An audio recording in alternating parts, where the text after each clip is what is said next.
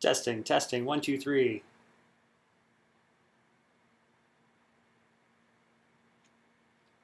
Hello, hello. Testing, testing, one, two, three. Okay, sound check works there. Now let's check our sound here. Hello, hello.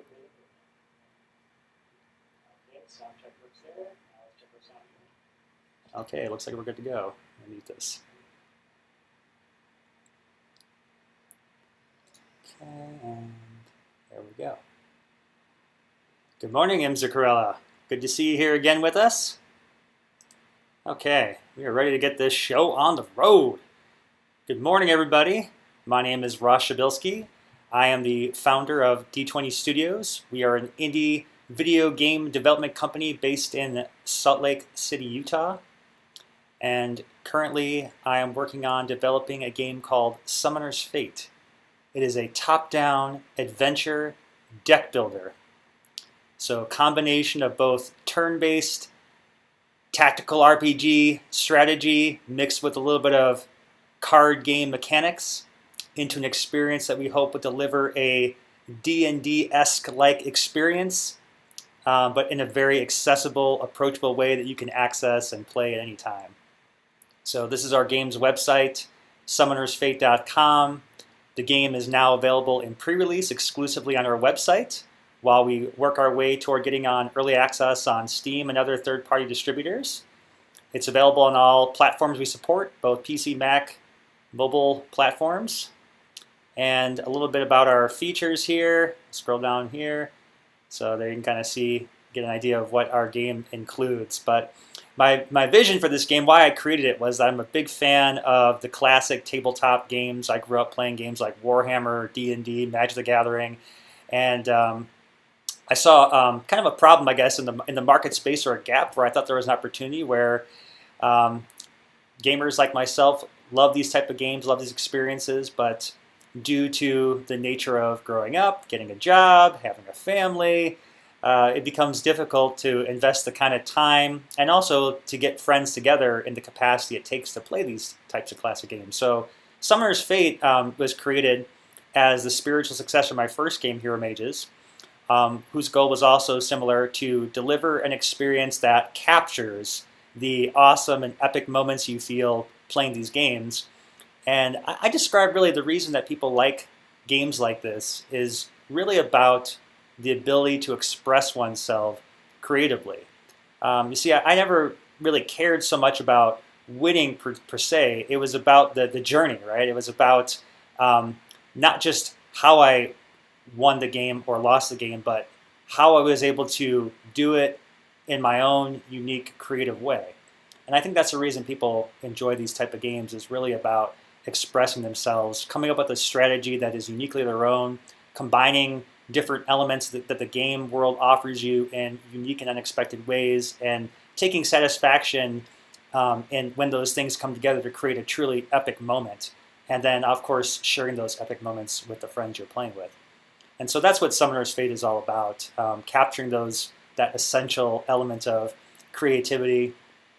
This is a game that's designed to be motivated intrinsically. So kind of in stark contrast to a majority of where the game industry has gone lately, with games focusing heavily on these extrinsic rewards, grinding to get new content and power up. Our game is really about providing you with a sandbox of which to explore and creatively express yourself. And so we hope that the motivations for why people like our game is because it's just truly fun to play. And those other extrinsic, things, that carrots, I guess, that other games dangle in front of you, that's not what we're about. We're about creating a truly inviting and welcoming experience. Another one of our design pillars is community-driven design, and that's why I'm here today again on Twitch. I really believe that the best game, the best community, is created in collaboration with the players that are part of it. And so I do these Twitch streams to kind of give you both an inside window into my development process, but also invite you to join me in that process, suggest your ideas, and see those ideas come to life in the cards and content that I build for the game. And so this is episode 7, I believe, Ron? Yes, episode 7. Wow, this is my 7th time doing this now. And also along the journey, of course, I've had people engage on our forums, our website, our Kickstarter, and things like that. But I'm hoping that you stick around, share your comments while I'm working here, and give me your thoughts on the type of things you'd like to see in the game. If you have any questions about anything that I'm doing that you'd like to hear more about, please feel free to interrupt me and ask about those things. So where we're at today, I have just about ready to release the next build of the game that's going to add, finally, the ability to support the DLC update. So unfortunately, I don't have that ready for today, but next week that'll be ready. And I thought it'd be fun for next week when the DLC content is available that we would do something really exciting. And so next week, we're going to be focusing on adding some more summoners to the game. And summoners are the characters that represent the player, I guess. So in our game world, you sort of look down at the world, and the characters and inhabitants look up to you literally, which you can kind of see in some of these screenshots here, like this guy, where the character is sort of looking up at you for orders. And the summoners have the ability to play cards, very similar to a game like Magic, I guess, where you cast spells, but then those spells actually create units and creatures on the board and can change the environment and so forth. So we'll be doing that next week. Hold on, my phone is ringing. I gotta take and mute this. Okay, so today though, we're gonna focus on just expanding our content out a bit. So I've went ahead and pulled out a few cards from the collection of cards I have already designed but not yet implemented, and we're going to go ahead and just try and rifle through getting as many of those done to help expand the content coming in this next build. Oh, I see MCM Mike is now hosting us. Thank you so much, Mike. I really appreciate that. Thank you. It's a pleasure to be hosted on your channel. And Imzercola says, I want to see more elementals. Oh, fantastic. Well, actually, it's funny enough, I have an elemental on our list for today, so that is, I'm glad you said that. All right, so let's get started here, and I'm going to kind of show you what I have planned in my window here. So I went through and just sort of pulled out a few cards that I have kind of the rough design for, and they've got the description sort of stubbed into them.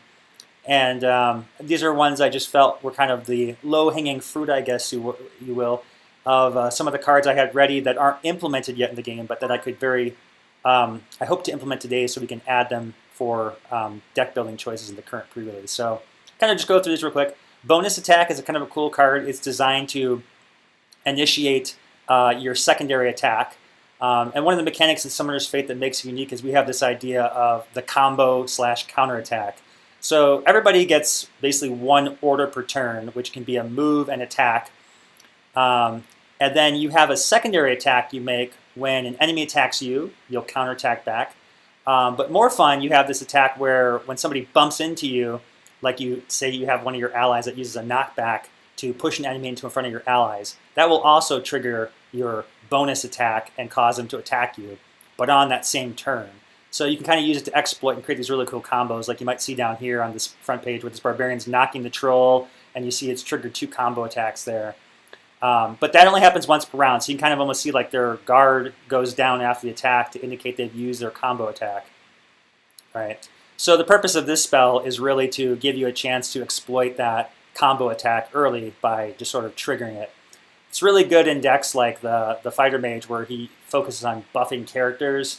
So you get like these really high power attacks, but then the ability to also trigger and initiate that bonus attack in the same turn can be really devastating for the opponent. So then we've got the Dragon Hatcher. We did this one last week, or we talked about it, but we didn't get to actually make it. I love dragons. They're probably my absolute favorite, definitely my absolute favorite fantasy creature. And so I have tons of dragons planned for the game. But of course, I love the idea of like the little hatchlings, the dragon whelps. So we have this card here that basically creates the egg. And when you smash the egg, it creates a little baby dragon. And so I thought that would be fun to try and make today. Imzercola said he likes elementals. I've got one here. This is our lightning elemental. And this creature is a flyer. He also boosts spell damage. I just felt that was appropriate because all of the energy that's sort of pulsating through him would kind of reflect itself in boosting your spell damage. So that's kind of what his power is. Orc Battlehorn. The orcs are all about increasing their strength, bloodthirsty warriors and such. So the Battlehorn boosts your allies' stats, and then gives an additional boost to orcs and goblins. Plague Spell makes it so that non-undead units get -1/-1, so it's kind of like a persisting disease, I guess, that's going to affect units on the board and drop their stats down, weaken them, and so forth. Poison Blade's going to give a unit the ability to inflict poison with their attack. Roar is a card kind of inspired by one of the characters in Hero Mages, the Minotaur, whose secondary ability was to do this big blood-curdling roar and make it so that enemies around him would be terrified and unable to attack next turn. And then Shatter is a card that will destroy a frozen minion. So you put him on ice, and now you've got an easy way to kill him. All right, so that being said, oh, hey, we've got, hey, Jimmy from the Best Western. Hey, pleasure to have you on the Twitch stream with us. Thank you for joining us. That's very exciting. Wow, this is cool. And hello again, MCN Mike. Yes. I'm so excited to have you guys on the stream with us today. So that's kind of our process, or what we've got planned in the schedule today. And you guys, you get to direct the show here. So I've given you some choices. Any particular one you'd like me to start with? Our record so far on the stream has been the successful completion of 4 cards. That's the most I've been able to fully complete in 2.5 hour sitting. But we'll see if we can break that record today. So let you guys decide, of the 8 cards I've got here so far, which one would you guys like me to start with? I'm just going to kind of slowly pan through them again. Shatter, Roar, Poison Blade, Plague, Orc Battlehorn, Lightning Elemental, Dragon Hatcher, and Bonus Attack.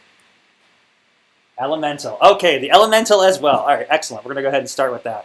Okay, so I'm going to give you some insight here. For those that are new to the show, this is the D20 Studios Definitions Editor. I know it's a real fancy name, but essentially this is an entire fully functional tool suite engine, I guess you could say, editor. Definitions Editor is probably the most appropriate way to describe it, but this is a tool I wrote in conjunction with developing the game that is designed to build all of the game's content, including the maps, the levels, the game logic, the cards, the characters, the VFX, everything. And I did this because my goal for this game is I want to service this thing for the next decade plus and have consistent new content delivering to keep the game fresh and exciting. So I needed a way to rapidly be able to do that and deliver content over the air without having to worry about necessarily updating the game client logic. So here is just a little preview window I have. This is the map editor, and I use this a lot. In fact, I'll be using this a lot today as well to test out the abilities to make sure that they all work correctly. But kind of notable features here, the game itself runs within the tool suite as a module. So that's what this window here represents. And I can even do things like switch it around to test it on various orientations. So if you're playing left-handed or flipping your device around, you can do that. You can change the aspect ratio, all kinds of cool stuff. And then this is fully playable here. So I can test out the units, and right now it's in dev mode, so I can just sort of control everything, all the friendly and enemy units. I can see the enemy cards and put as many cards in hand. It's really nice to have debug tools like this, but you can paint the terrain and all kinds of other fun stuff, put things on the board, and it will actually, update so now you can see the line of sight from those walls take effect. It's really handy for testing the game and building things out. So we're going to go back out of this, and we're going to go to the cards. Specifically, the Lightning Elemental is a unit. So we're going to go to Units, Lightning Elemental. And where's he at? Here he is. Okay. So this is the Lightning Elemental. And you can see here, this is the Character Builder module part of the tool.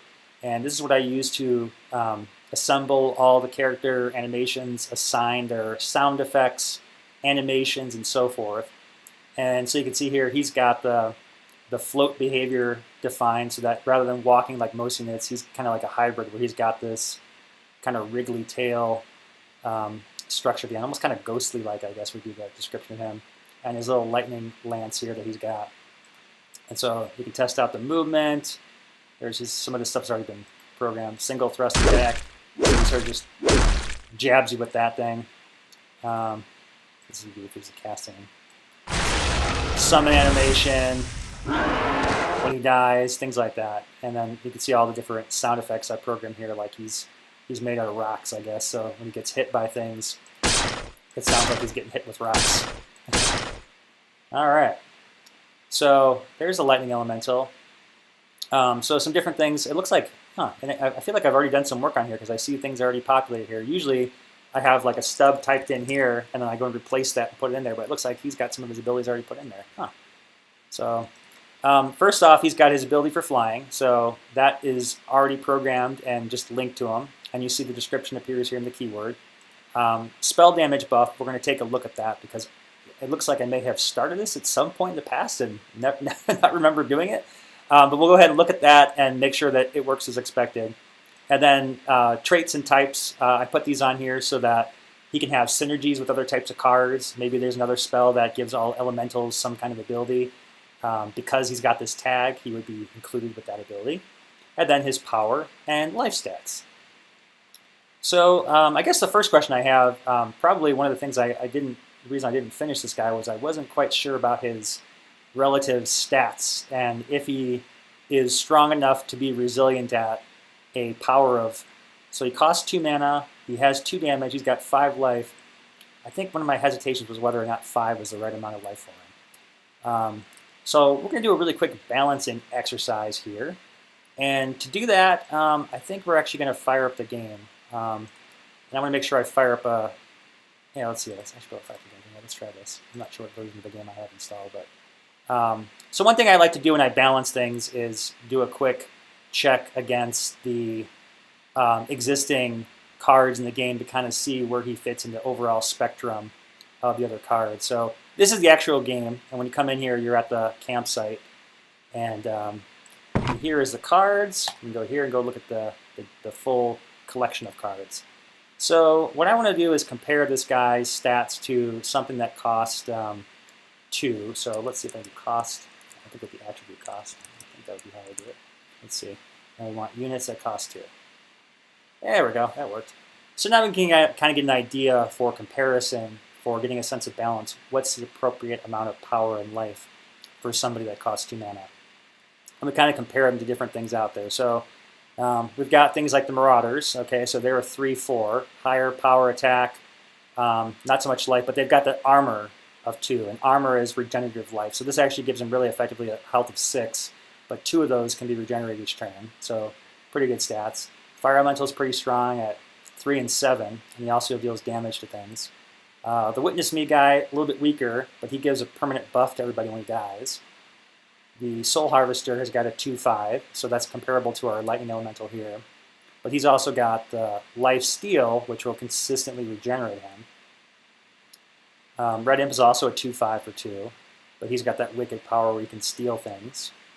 2/4 for a Ranger, but ranged. Okay, so he's got a 2/5. All right, so probably that stat is probably okay. I could see an argument for him potentially being 6. I guess the concern I have is if you're going to play a character like the Lightning Elemental, you want him to survive for at least another round. Otherwise, his spell bonus damage won't necessarily have a benefit for you because it's a power that is dependent on a secondary card to really take advantage of what it's doing as a character. We'll look at a couple more real quick. 3/4 for the Water Elemental, 3/5 for the Crystal Golem, 3/5 for the Air Elemental, 3/6 for the Captain. See, this is interesting. So he's a 3/6, and he gives us permanent buff. Okay, so I could, looking at the other cards here, there's an easy argument to say that 2/5 is probably okay, but we could go as high as a 2/6, and he'd still probably be okay. So I'm going to leave this to you guys. We can always tune this later, but as far as stats go, do you want him to be a 2/5, or should we make this guy a 2/6? Waiting for feedback. I'm going to take a sip of water. You guys think about that.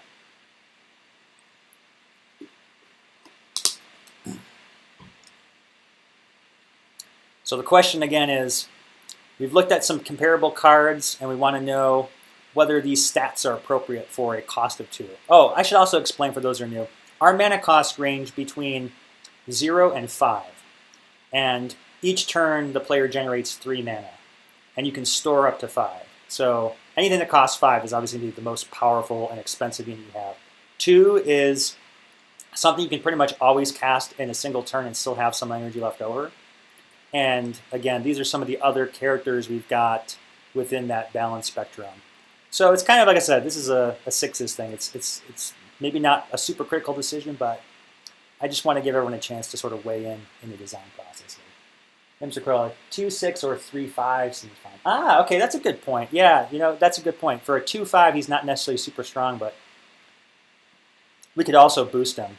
Okay, I think we're gonna go with the 2-6 then. So I agree because I like the idea of him being a stronger 3-5, but again, the concern I have is that if his power is about boosting spells, survivability is very important to him, more so than additional attack damage, because if he goes out to attack and then gets clobbered by all the enemy units and doesn't have enough vitality to survive, maybe his spell power is not so useful then. Okay, so thank you for that feedback.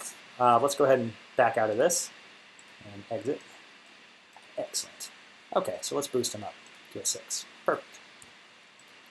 All right, and save. All right, so he looks like he's all configured in that sense now. The next thing I want to do is go ahead and check out this ability here, because again, it looks like I've got something programmed here, but I have no idea when I made that and what it does. So we're going to go ahead and look at that ability, status effects, ability. I already forget what that was called. I think it was spell damage plus something. Spell damage buff. Okay. Okay, so this has, it looks like it uses the amplitude, so it feeds in whatever number I'm sending it from the character to use as its value. And destruction, spell damage plus on gain control, and spell damage minus on losing control. Okay, that makes sense why I would have 2. We need 2 abilities here so that in case somebody were to mind control it, that they would also gain the abilities of the character. And while it may seem like it's just sort of a persistent ability that's always lingering, it's really, powers like this rely on a lot of complex triggers to turn on and off the effect of the actual ability. So let's go look at those triggered abilities and make sure those look like they're programmed right. So we're going to go destruction. Let's see. There we go. Destruction spell damage. I'm trying to figure out how this works. Okay. So it looks like when I gain control, it's going to execute immediately. It has to be the target ability user. That looks correct. And trigger effect target mech type is action default. So it's going to use any player, and then it's going to boost their spell damage. Okay. All right, I'm just refreshing my mind to see how this actually works to make sure it's still relevant. So it looks like the spell damage bonus property is something that's stored specifically on the player. So the player controls that attribute. So this character needs to make sure that they set that attribute on the player when they're taken control by that player, and also to remove that bonus when the control of this unit is lost. Okay, so looking at this, it looks like this character may already be programmed correctly. We just need to go and test it. So let's go do that. Testing is very, very important for quality here. I always like to very carefully run through the possible edge cases and scenarios using a new character before I introduce something like this to the game. Okay, so to do that, we're going to do a few different things. I want to make sure I have a deck that can test this guy out. So let me see if I can just replace something here that I've got. Oh, here, we'll use this one. We're going to call this deck Test Lightning Elemental. Okay, and so what we're going to need here, we need to have, first off, at least a Lightning Elemental in the deck so we can summon one. Lightning Elemental. Let's put 2 in there. Update. Okay. And then we need to have a destruction spell to verify that it is in fact boosting the damage of that spell. So we'll put a fireball in there. Okay. So then we can verify that it's adding that appropriately. Save. And then we're also going to need something to test what happens when the Lightning Elemental is gained control of by an enemy unit. So I'm trying to think how we could do that. I think probably what we could do is just put a mind control spell in here, and then we'll give the same deck back to the opponent to verify that it's doing what it's supposed to do. Okay, save. All right, now let's go back to maps. And for this one, let's go test this on, where's that map I like? Grass. I like the grass roll for anything with fireballs because then you can actually see the fireball doing its thing, which is cool. Okay, and then test. Let's give myself the actual summoner here. Sylvie the Druid. Okay, and then there's Summoners of Mountain Troll. I have just such random units selected for the characters here. These aren't necessarily legal choices for the game, but in context of the editor, it doesn't really matter. Okay. Oh, I forgot to give myself the actual deck I wanted to test. Silly me. All right, test Lightning Elemental, and over here we've got AI deck. Test Lightning Elemental. Okay. Okay. All right. I got some comments in the channel. I was feeling good. Okay, Ross, got to head out for adulting. We'll definitely make sure I'm around next stream. Oh, okay. No worries, man. Thank you so much for joining us again today. I appreciate that. We'll have this video recorded and posted on our YouTube as well if you want to see how the conclusion turns out. Okay. So here we go. We've got our Fireball. Currently reports dealing 4 damage to a visible 3x3 area. And if I... Okay, let's move these guys up so we can actually see what we're doing here. Ah, get out of here. Move them up. Okay. So we're going to go ahead and deal 4 damage. Alright, that was successful. Dealt 4 damage, blew up the ground. Good. Now we want to summon our Lightning Elemental. And since he's giving a spell damage plus, I should now expect Fireball to deal 5 damage. Excellent. Let's verify that works. Okay, so he did 2. Oh, and he had armor, so 3. So that was correct. All right, they all took 5 damage. Excellent. Okay, so now I want to know if, let's say I hadn't cast that. My Fireball deals 4. What happens if the enemy steals him? So right now the enemy deals 4. If I mind control that guy. Excellent. Okay, good. So immediately, once I was lost control, my Fireball went down from 5 to 4, and his Fireball went up to 5. So that appears to be functioning correctly, which is excellent. All right, what happens if the enemy's got 2 Lightning Elementals? Does it in fact boost it again? Let's find out. And indeed it does. And if I steal one of those guys back, do I gain the benefit again? I sure do, and I sure do. Okay, then let's test one more thing. What happens if I... let's mind control him again. Okay, so he's... Let's make sure that it works when he dies. Do I lose the benefit? And I did. Okay, good. So I think that is all the edge cases we needed to verify. Again, edge cases are sort of those outlander situations that we try to come up with when we're developing things like games like this so that we can kind of anticipate the weird scenarios that might happen. So mind control is definitely an edge case because when you make an ability like this, you probably don't think, oh yeah, what happens when you get mind controlled? Is it going to work, right? And it's good to consider those things because if we hadn't, then it'd be a bit strange. A player stealing the character might be anticipating gaining the benefit, and if we hadn't had the, I guess, the foresight to consider that edge case, then the player would be disappointed if they hadn't actually stolen the power. But in this case, it looks like that was built correctly, so Lightning Elemental appears to be fully functional. Yeah.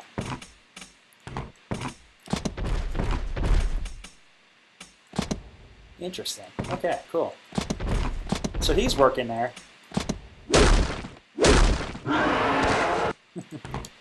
See, he's kind of fun. I feel like I almost want this guy to throw that thing at somebody. Like, it looks like a Zeus Thunderbolt, and I'm almost disappointed that he kind of just spears him with it. And there's a part of me here that wonders that maybe we should change that a little bit. If it would be too complicated or not to have him throw that lightning bolt. So I'm realizing here that now that he's moving around and I'm attacking with him, I feel disappointed a bit that he's not throwing that lightning bolt at somebody. It seems like the kind of thing that you should throw at somebody. And maybe it's just not the appropriate weapon for him.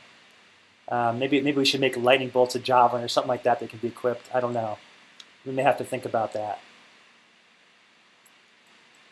This is what I call designing on the fly. You just sort of put something in the game, and then you just sort of get this sense of like, I don't know if this feels right or not. Like, I don't know. As I'm moving around, I'm just kind of just intuiting the feel of that, and I really just want this guy to throw that thing. I really feel like that should be Yeah. What do you guys think about that? VG Smart. Hey, I have an edge case for you to test. Oh, fantastic. What is that? I'd love to hear your edge case. And thank you for joining us on the stream, by the way. Edge case it up. I keep playing with this guy. Good. Give him Far Shot 1. Ah, okay. Yeah, let's try that. I kind of agree. We have some... Let's see how that works. Okay, let me think here. Let's back out of this thing. All right, program him. So status effects. I actually want to do a couple things here. We want to do, let's see, we need to come up with a way to make a range attack for this guy. I think we could probably copy range. Let's see. Maybe these ones would be a good one to do. Want something that does the attack. Here we go. Range attack nature. Let's copy this. There we go. Range. Lightning bolt. Lightning spear, I guess we'll call it, so we can effectively get that. And what this is going to do is just attack. Trigger abilities, counterattack on front range. That's probably good. Damage type will be is lightning physical attack, psychic attack, fire attack. Definitely not a fire attack. Let's just leave it as a non-damage type. I don't think you'd be able to block a lightning bolt with a shield. And then visible unit here and attack on target. And this needs to be HM projectile animation. Let's try this. And then save that. Okay, so we're going to attempt to give him the lightning throw thing. Units, lightning bolt. Where's that guy? Lightning elemental. Okay, so he's going to need a couple things here. We need to give him a new attribute, which is going to be range. Lightning bolt.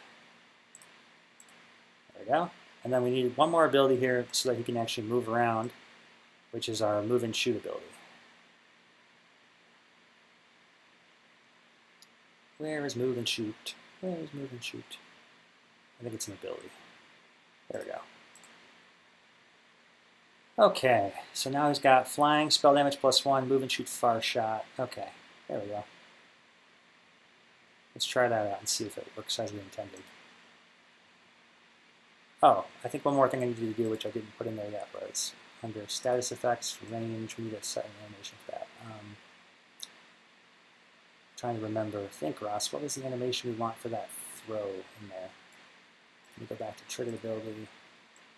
There's a specific ability I'm looking for here called, yeah, this one. I want the animation to use the throw attack for that. So let's go back in here.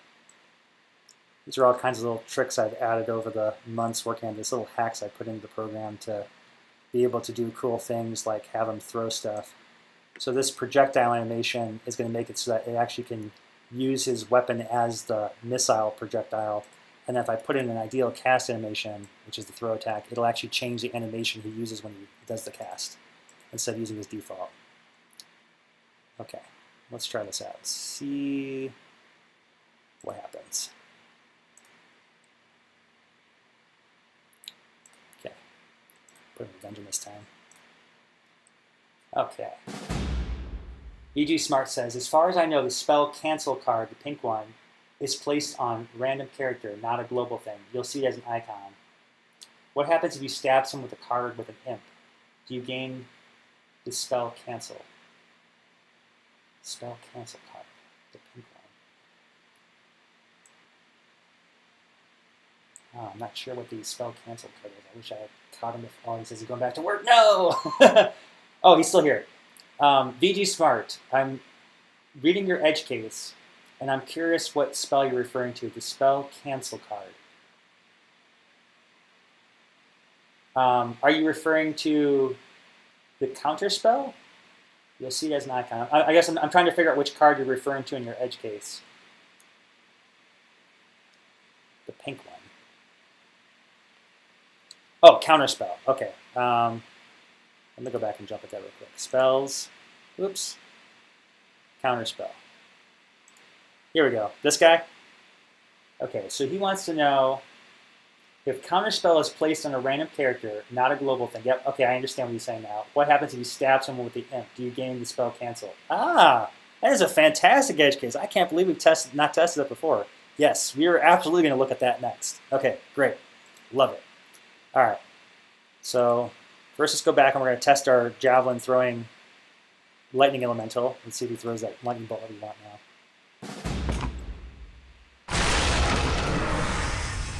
Okay, so he can move and shoot. That's what's happening here. Instead of just releasing him, he's got the ability to now choose a target. There we go. That feels a lot more fun. I'm not sure why it's not making an impact sound, though. That's a little strange. So he throws it, but why isn't it? Why aren't we getting like an impact sound? That's weird. I would expect it to make some kind of sound effect on impact. Definitely feels a lot more fun to have him throw the lightning bolt, hands down. We're gonna fix that sound effect. Okay. Yeah, why isn't it making an impact sound? Interesting. Let's go back and look at some kind of. I think I've got another one like that. The ranged. The gladiator's got the grapple, the harpoon. Use attack SFX. Apparently, we have to have that set. So let's go back to lightning spear. There we go. Now it should go to work. Probably be better to have that lightning bolt do some kind of cool too. So I talk about this a lot on the show, but there's kind of two goals here, right? Currently, we are trying to flesh out content to provide the functionality and the feel to the player. The second part of finishing content involves the final polish, VFX, the right sounds.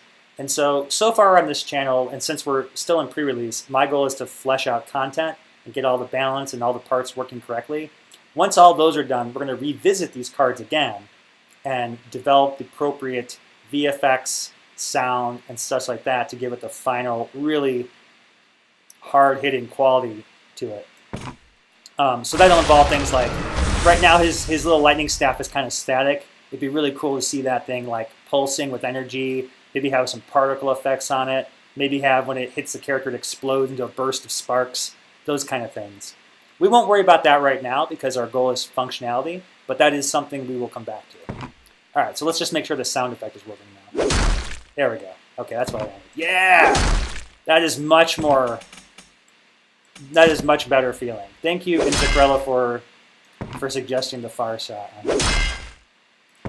That is much more appropriate. And it's kind of cool, too. This gives him a neat advantage. He can take advantage of the fact that he's got the flying and the shooting to get around enemies, which also helps his survivability since he doesn't have to get into melee combat with things to attack. Excellent. Yeah, that's a great fix to this guy. You can also see this lightning bolt being an equipment, too. I always look for advantages to kind of take the content and use it in other interesting ways, but like I think it'd be really fun to equip a character with the lightning javelin. Maybe we'll have to make that a separate card that you can equip on other characters, because who doesn't want to throw Zeus thunderbolts at people like as a weapon? All right. Before we go there, let's test out the edge case that VG Smart provided us here. So I'm curious as to what happened. So I believe I've got a counter spell on my deck called Redirect Test. Let's give that to the AI. Redirect Test, and then we're going to go ahead and give ourselves a red imp. Where's that little imp? I would think it's not him. Okay, here we go. Okay, so we are curious to find out if that imp. Okay, so if we start, we got to start a new game over. Okay, so what happens if can we steal the counter spell? What's going to happen? I am very curious. All right, so we'll put this guy over here. Let's put counter spell on him. All right, now I'm gonna suggest it probably won't steal the counter spell. In fact, I don't even know if I'll know it's on them. Right now I've got the show surprises on in the debug mode, so now there I can't see he's actually got the counter spell. But let's see what happens if I attack him and steal him. So now he's mine, and he's got the counter spell still, but I still can't detect it. If I go and put the spells on, is it still on him? It is. So he's still a conduit for the enemy's counter spell, but I'm not aware of that. It's still a hidden surprise. I control him, and if I cast a spell, haha, yeah. No, you traitor! I control you now. Don't counterspell. All right, so there's what happens. um, I guess I suppose that's in line with my expectations. I could see an argument that you would steal the counterspell, but given the fact that I can't necessarily detect the counterspells there, I suppose one thing we should probably look at is, does it, if I turn that back on, so the enemy would still be seeing the counterspell as listed on that unit. If we had revealed that counterspell, counters next enemy spell. Yeah, the only problem is that wording here is a little bit strange because it's not giving you a sense of relativity next to who actually owns it. I should probably change this counterspell to something like counters next opponent name spell, or counters whoever created its enemy spell. I try to think in terms of like when we eventually add 2v2s to this, we won't be able to simply reference players as like a 1v1 situation. I'm not entirely sure. All right, so feedback. Let's see, we have VG Smart saying, shouldn't something like counterspell not be on a unit at all anyway? How can you reveal surprises? Okay, excellent question. So I should probably talk a little bit about surprises for those who haven't played the game yet or are familiar with the mechanics. Surprises are effects that are hidden from the opponent until their trigger condition is met. And they appear just like that, where when the trigger condition is met, you'll see the surprise marker appear, revealing what the hidden ability was, and then execute its effect. In the game sense, all surprises are permanents that have to be attached to something permanently existing in the world, such that there is a way to see what it's attached to, be able to detect it, and also be able to remove it with the right cards. So one way you can reveal surprises, there's a card that we're kind of working on, it's not finished yet. Revealing Light reveals all surprise and hidden enemies. So this spell would in fact show the, and there's a bug where it didn't actually show it, but if I undo there, oh, why didn't it show it? Does he still have it on him? Oh, he doesn't have it on him. Okay, let's say he has counterspell. Let's make sure the debug mode's not on there. Okay, so I can't see the surprises right now.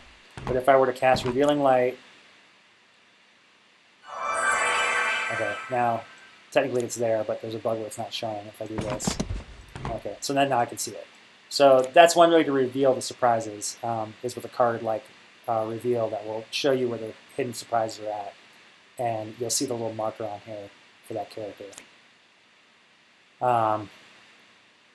But surprises can be, like I said, they have to be on a permanent, and the rules work as one surprise per permanent. And the reason for that is really just so that it doesn't get confused. Like I have to have some way to represent and show what the surprise is on the board. So we attach it to the unit like this so you can kind of see who it's on. They can also be placed on tiles. So the same situation there, like typically a trap is placed as a surprise and it would be shown as an icon on that space, but only to the player that cast it, unless it's revealed by a spell like Reveal Surprises. Okay, so other questions about surprises, about this edge case we have here with regards to stealing the counterspell.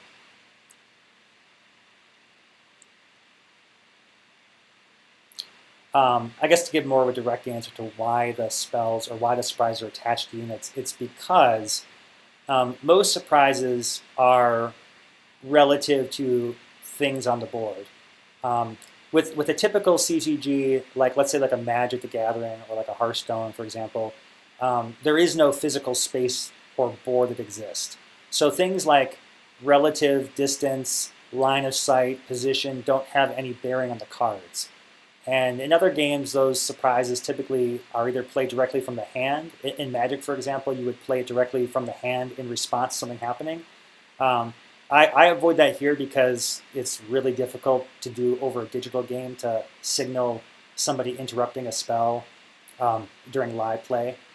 So we do it with the trigger effect instead. And trying to think how Hearthstone does it. I think Hearthstone has it where they maybe just they store them some way. They put like a board, or they have like a marker, I think, that stores their surprises. I'm not too familiar with it. I've watched a few videos and played the game, but it's been a long time since I've looked at how their mechanics work.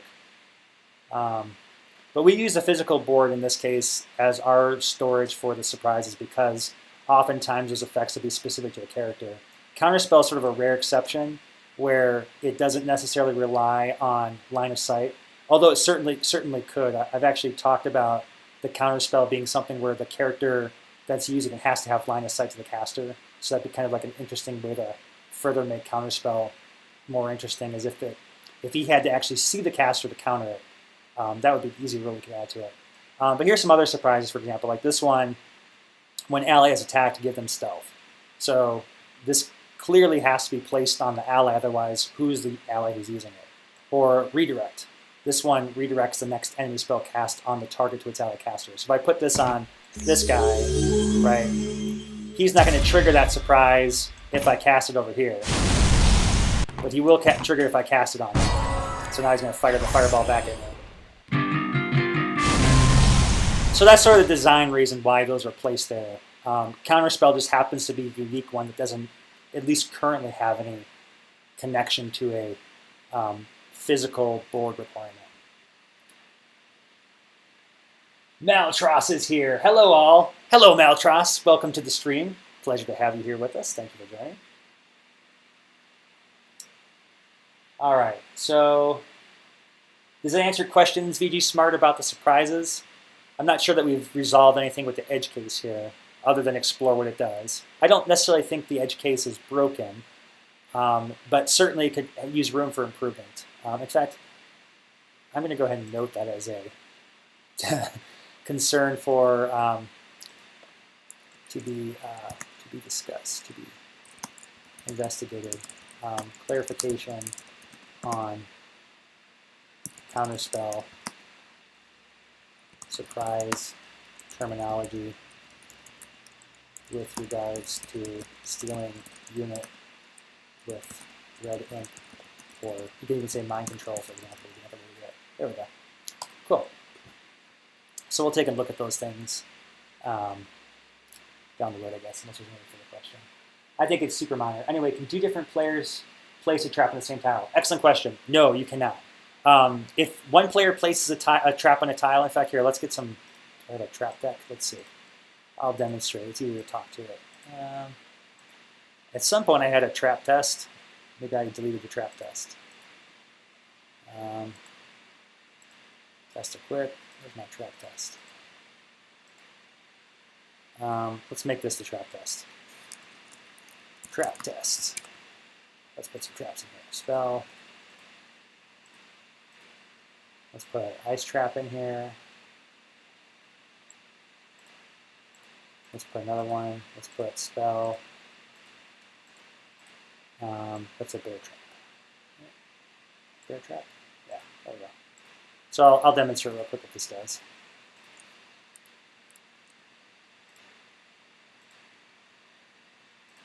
It's actually kind of fun. One of the side effects of this is that you would technically reveal the traps to each other, or you might reveal something about the location. Trap test, trap test. Okay, I think it'll become apparent why it works the way it does too once you see it in action. All right, so now we both got traps.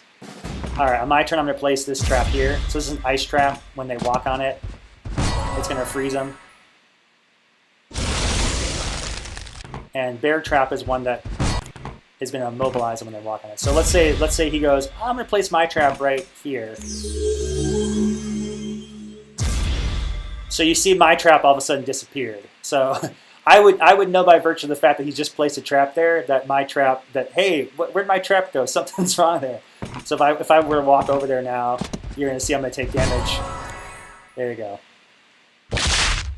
So that's why. You can't place traps on the same tile. It has to override because you can't physically fit more than one on the space visually. And also it would create really weird, problematic edge cases where two traps both competing for that trigger would have to compete in which one fires first, which one takes priority. If one trap were to knock you away, but one trap pulls you in, what effect happens first, etc. So we just make it easy and just clear the existing trap if a new one's placed. Yes, the odds of both players placing in the same spot are crazy, though. That is true. Yeah, very, very rare that would happen, but if it does and you're paying attention, you might be like, hey, my trap disappeared. Why?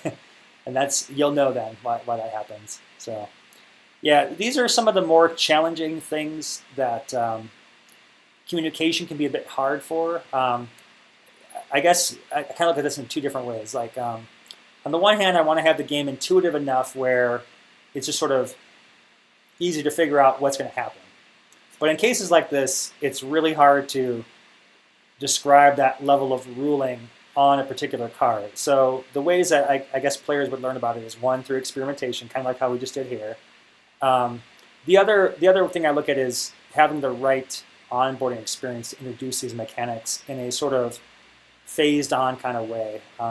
I like CCGs in general because they break up very complex rule mechanics into small bite-sized chunks that you can read on individual cards. Typically the cards themselves change rules. But you still have to have a bit of a meta understanding of how different mechanics work. So to that end, I would say that a great way to educate this within the scope of the game would be to have a mission you encounter that initially introduces you to traps for the first time and then gives you kind of a heads up on, hey, you can only have one trap at a time. And then provides some kind of situation where players have a chance to sort of experiment with that in conjunction with the bullet points I guess they just learned to kind of help cement that in. And it's not a foolproof way because folks will tend to skip through not reading things. So it requires a lot of good design sense to introduce it in the right way at the right time and with the most minimal bit of information necessary to convey that so that it comes across well. And you also don't want to design things like this all up front. So the way I would probably handle communication of this in the full scope of the game is once we've got all of our cards and mechanics kind of figured out, then we sort of look at how to pace the cards' accessibility to the players in a logical, progressive way. So first time playing the game, I'm probably not going to throw counter spells, surprises, and really complicated things at the play. I'm going to start with simple things like, here's how to attack, here's how to take damage, here's what a counterattack does, etc. Give them a chance to play through and beat levels with those for a while, and then once they've completed those, you introduce the next level mechanic. I think of a game like, for example, Legend of Zelda, where they have really complicated equipment in the later game, like that hook you can use to pull yourself across the environment. If you give that to the player at the very beginning of the game, it would be really confusing. So what do? They start with a sword, you can chop down some bushes, and then you play a few levels, you beat things, you get confident in your ability to understand what's going on in the game, and then they change the rules by introducing a weird new thing that does something strange. That's kind of how I look at the progressions of this here. People never read anything at all. That is absolutely correct. They don't read anything. Nobody reads anything. That's like the number one rule you have to remember. So the idea is always present it multiple ways, multiple times, and have it something you can call up informational-wise as well. So maybe we'll even have like a rules lexicon or something where if there's like a confusion about something, you can hit like a little question mark. I don't know, but we'll find a way to make it clear. Okay. So let's see, we got, if you imagine 1,000 players as Ross wants playing dozens of games per day, the real problem is you wouldn't know what happened. I suggest having it trigger the trap if someone places a trap on top of it, notifying both players the trap has been triggered. Actually that's a really good feedback. I'm going to write that down as well. Okay, so if a player places a surprise on top of another surprise, have it trigger the other surprise, or I guess otherwise notify all players that the existing surprise was removed. That's a good point. That's a great long-term solution, so we'll add that to the backlog. Okay, and then Integral Spike Trap, 1 mana, surprise, choose a tile. When an enemy enters that tile, deal 2 piercing damage to them. Oh, that's a cool idea. Okay, Spike Trap. Ability to place Spike Traps. Piercing damage. Okay. See Twitch chat. Okay. Excellent. All right, so, wow, we've taken a lot of time up. That's been, how long have we been doing this now? An hour? And we got 1 card done. I said my record was to try and beat the record of 4 cards, so we're going to have to go fast to beat that record. But so far we've got the Lightning Elemental. He looks all done. He's throwing javelins of lightning at people, and his other power works, so we're going to consider him done. All right, let's move on to the next card, and I'm going to go ahead and pull up our list here that we had going. Just check my message real quick here, see if that was an important ping. Let's see. Nope. Okay, great. Okay, so somewhere I have my finder here. Card symbol, that's what I wanted. All right, so Lightning Elemental is done. All right, so by popular vote from the crowd, shout out what you want next. We've got Bonus Attack. We've got Dragon Hatcher. We've got Orc Battlehorn. We've got the Plague. We've got Poison Blade. We've got Roar, and we've got Shatter. What should we make next?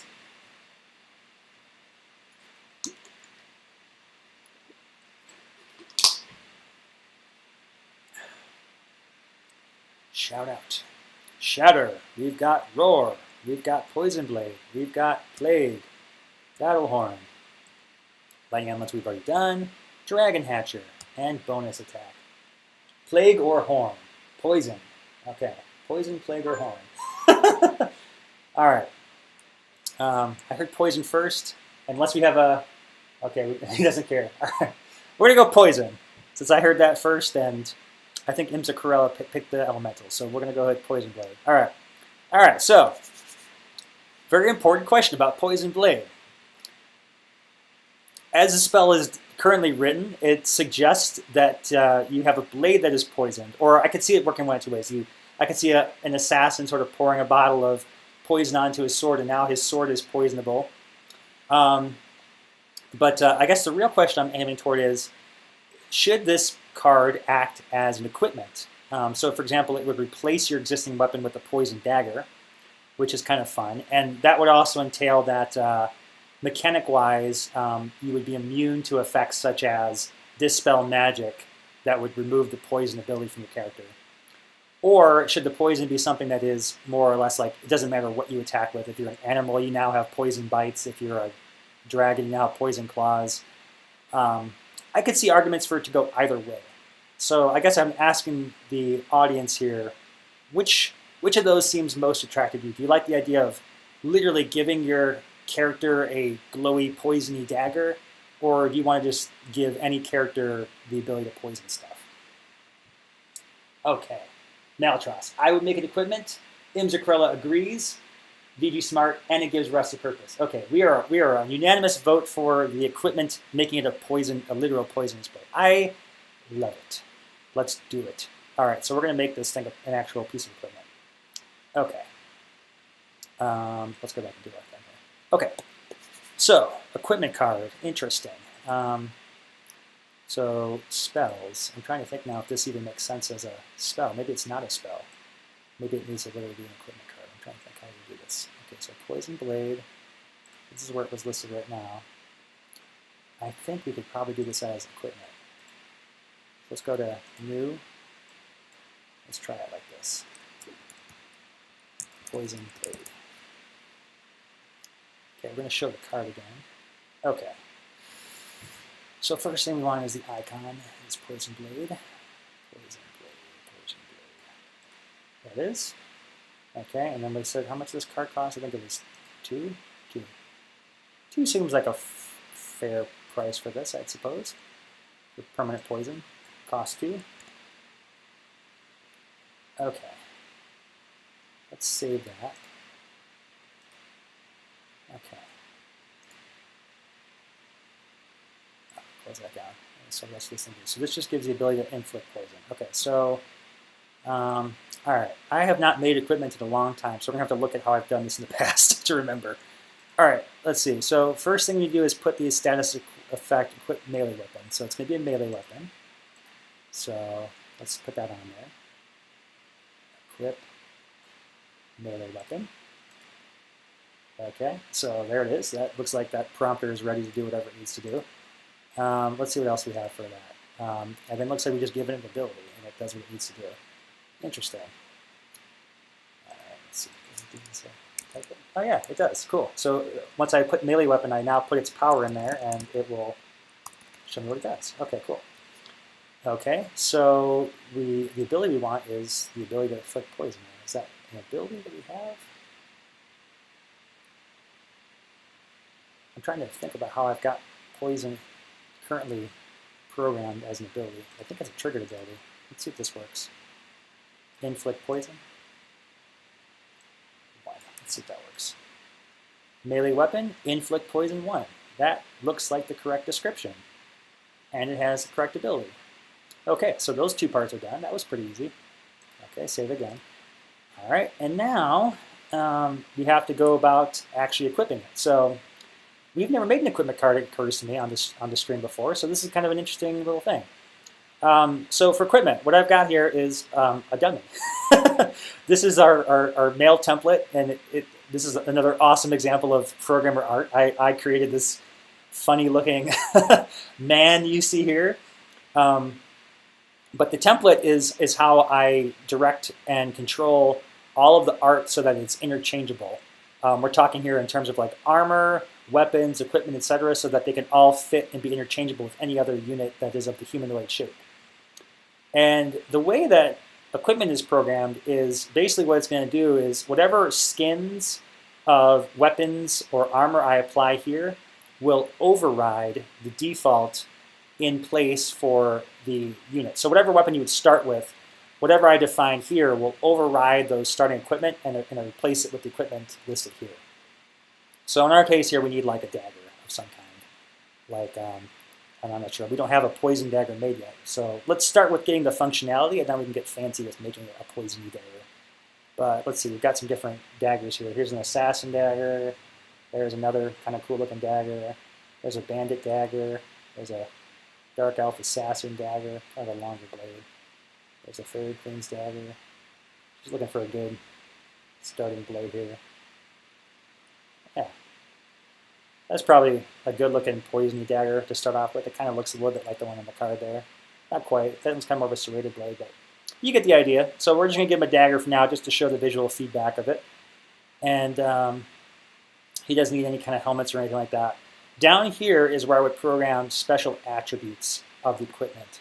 And the special attributes are as follows: two-handed, shield, and shoots. So these things are all important for determining how that weapon will function. So shoots is good if you have a bow and arrow or a thrown weapon. You need to have it so that the projectile will have a missile animation created for it. This won't shoot, so we don't have to worry about that. Shield is important because shields have a few different attributes involved. First off, when you have a shield, it means you can't equip two-handed weapons because it wouldn't make sense to have a two-handed weapon and then also have a shield that you could block with, obviously. So it makes it so that two-handed weapons are non-equipable. Shield also has different constraints on the animation. It makes it so that it overlaps the arm, so it looks like the guy's holding the shield in front of him. And then two-handed signifies that when you're using this equipment, you can't equip other things like shields that require the offhand. So that's why those properties are there. Okay, so I think that might be all we need to do. Poison is obviously an existing ability. We're just adding it here, so we don't have to do anything special. Everything else looks like it's exactly like what we had said in the description. If I go back to that thing here, target unit gains inflict. Yeah, this all should look pretty good. Okay, let's save this and see what happens. I guess I need a deck to test it. Let's just go ahead and use our lightning elemental to make this the test poison blade. Okay, let's remove him. Let's put a spell on for, I guess it'd be equipment. Poison blade. Poison blade. Save. Okay. Now we're going to go back to maps and the lovely test dungeon once again. I need to change my test deck back to test poison blade. Okay. All right. So let's see what happens. I guess we'll give it to this guy. Here you go. Now he's got a dagger instead of that. All right. Now let's see if it. I need to make sure poison won't work if he's blocking it. So. Hey, look at that. He's poisoned.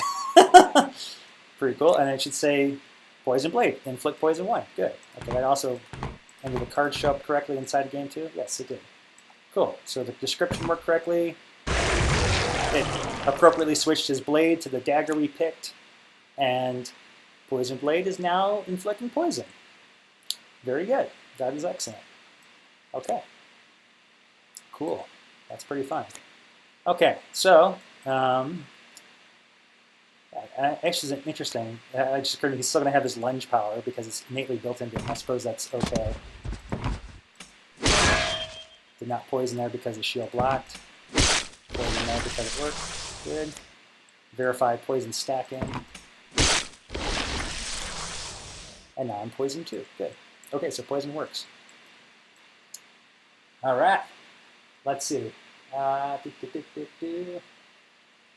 right. We have some comments here. I'm going to read through the list. Although I discard Rust most of the time for the second effect. I remember the second effect. 2 damage to your assignment. Oh, okay. Also, whatever happened to the combo fix? Oh, I like a crappier version of that. Yeah, there's definitely some cards in the game that are very context-based, like Rust or Melt. Yeah, every game needs a way to counter the effects of these permanents that give permanent boosts.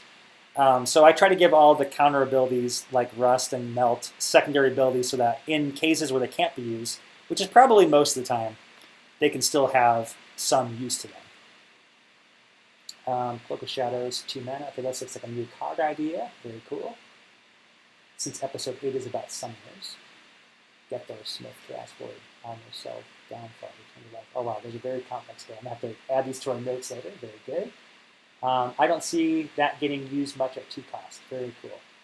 Second opposing is powerful. Okay, so we have some debate here about whether Poisoned Blade is worth it for a cost of 2, if that's an appropriate level of it. So it is a high entry cost to give somebody the poison ability replacing their weapon. So you can't necessarily stack it. That's one advantage of it being an equipment is I can't doubly poison his blade to make him a super poison unit. You can only have it one time. So it's a good question. I can already guess where this is going. I'm gonna say, knowing our community here, VG Smart is gonna say drop that thing down to 1, and Meltros, being on the more conservative end, is gonna be like, no, balance. It needs to start at 2. Am I right in asking that question? Maybe you can just make it give it +1 attack. We could also boost the attack. Stacking the poison is powerful though, yeah. So these are interesting questions. I could see an argument for it to be it's not adding any power, so if it added power to it, I could definitely see it costing 2. All right, so I'll leave it to you guys. We'll give you two alternate solutions to make this card a little bit more attractive, I guess. I want all the cards to feel attractive and like something you'd want to have to like cringe a little bit about, oh, what do I replace to put this card in because I really want the Poison Blade. So as it stands right now, I think I would probably agree that it maybe is a bit high cost because you're paying 2 and you have to combine it with a character's existing attack. So you're really paying 2 in hopes that that unit will be able to be used more than once. But there's lots of easy ways to deal with singular units to remove them. So I could definitely see VG Smart's argument that this is a bit high cost for what it does. So our 2 options are I could drop it down to 1, or we could keep it at 2 and then give it like a +1 attack as well. I guess my personal thoughts probably lean more toward just drop the cost down. But what do you guys think? All right.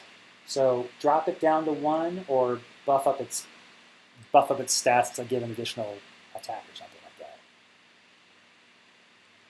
I'm inclined for the 1 cost just because, oh, look at that, it's done.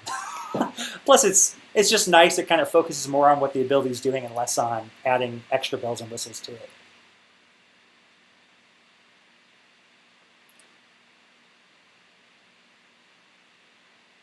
Ross knows me so well. Yes. I like to make, this is one of the cool things about our community here. I have a very personal connection with all our players. A lot of you I've known for many, many years. You're fans of the first game, and I've come to kind of just admire and understand your unique play personalities and different intuitions of the game. That's one of the things that makes our small, tight-knit community really great and fun. Something that makes us different than the larger games. You get to be part of something special and have a real relationship with the developer, not just a communications person that works 3 tiers down in the company. So, yeah. Thank you. All right. I know there's delay between when I talk and the stream, so I'm just trying to give you guys time to respond. But so far, I think dropping the cost down to 1 is probably the right case, unless anyone else has a strong feeling otherwise.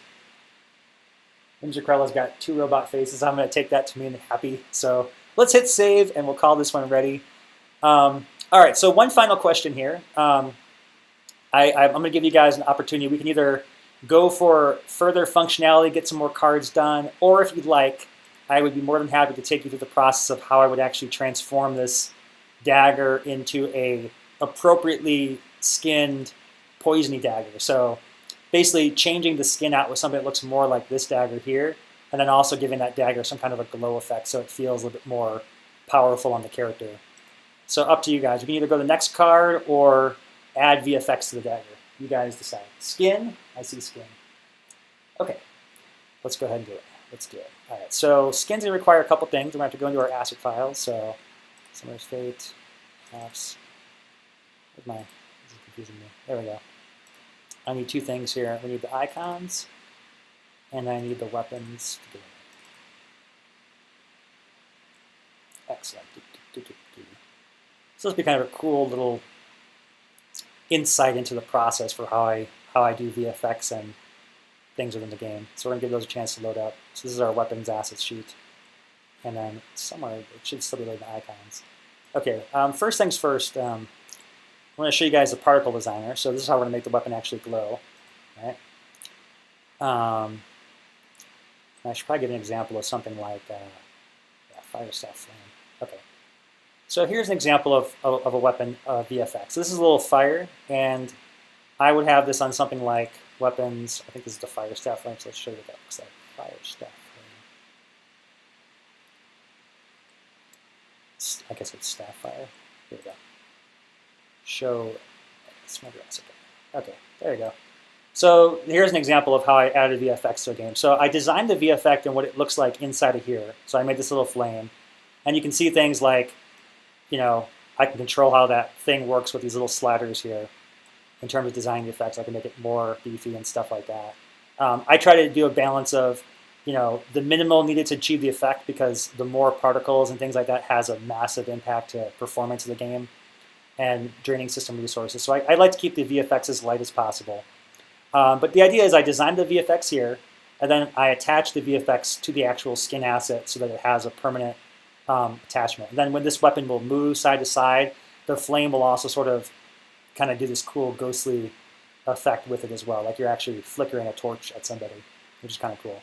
So for poison, I've got a poison VFX. I'm trying to remember which number it was that we show on the current unit. And I think it might be appropriate to just use a VFX like this, put like a nice little glowy, kind of bubbly looking, acidic looking glow onto the dagger to showcase that VFX in the dagger.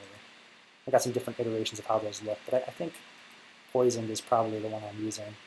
139, let me check and see here. Status effects, poison. Oh, I'm using 142, interesting. Poison. All right, let's take a look at that again. Particle effects, 142, particles. Which one's 142? Is that poison? Oh, looks like this is the poison. Oh, it's even smaller than that. It's even lighter, even more subtle, probably more proficient. So you can see here what we can do to test this is once we got the dagger in there. There's one of our daggers. So let's do. How do I update that? Oh, weapons. Ah, let's see. Okay. Dagger, dagger, dagger, dagger, dagger, dagger, dagger. Okay, that's it. There we go. Okay, see, there you go. So now we can kind of preview how that'll look on the actual dagger once we put it in there. So there you go. And I can even do cool things like this. So if I want to make it look like it's more elongated on the dagger, I can do things like, is it wider as I want? Yeah, there we go. You can increase this slightly here to kind of spread it out over the course of the dagger.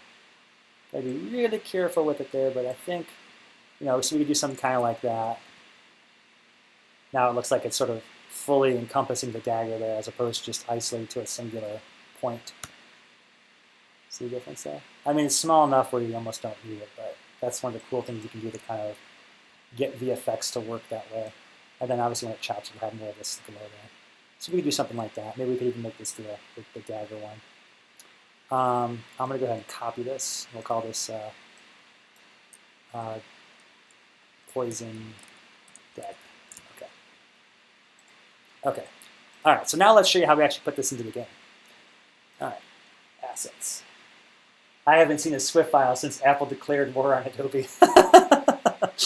I know it was a tragic time for all of us Flash developers. I don't know why everybody couldn't just get along because there's so much benefit to these things. Yeah, as it turns out, we do use Swift files still, and it's great. Even with them not being directly supported, they're still great as far as a pure asset file because they can store native vector graphics, and that is why our DLC is so light. I mean, we're talking like when I do updates to the game, you can basically get a full expansion to the game in like the size of an email. You know, like a couple hundred kilobytes. I think the entire asset file for this icons thing, all the icons of the game is under 2 MB for 200 different icons. So very lightweight. All right, but anyway, what I want to do is go in this thing here and steal this dagger because we're going to turn this into a weapon. So this was really drawn as an icon, but I want to reuse this asset as the actual dagger. So there we go. Let's steal that. Copy. Okay, then I'm going to my weapons, and you can see here, this is what our weapons asset looks like. Isn't that exciting? And I am such a perfectionist and organizational freak that I have literally painstakingly shown all the weapons in this cool way because when I open the weapons file, it brings me a sense of pleasure to see this well-organized armory of destruction and have all the weapons of like types kind of organized. Kind of like how I have those templatized units, I have very strict requirements about the relative size of different weapons. So I use this kind of direct the artist as well. You can see daggers here are roughly like 1 tile long. Swords are 2 to 3. You got staffs are 4 to 5, and so forth. And you kind of see lots of different weapons within our game here. So we're going to be creating a new dagger, so I'm going to zoom in on the dagger section. Okay, here's our daggers. Okay, so what I want to do is create copy an existing dagger here so we can add it to our little list of daggers. Okay, and dagger thief. All right, so we're going to clone that one. Let's go into our daggers here. Dagger thief, dagger thief, dagger thief, dagger thief. Okay. Duplicate, dagger, poison. Okay, boom. Now I'm going to drag this onto the stage, and then I need to give it a name. So I'm going to call this dagger poison. Okay, and then I'm going to go ahead and shift everything down because this is going to be roughly that same size here. 150.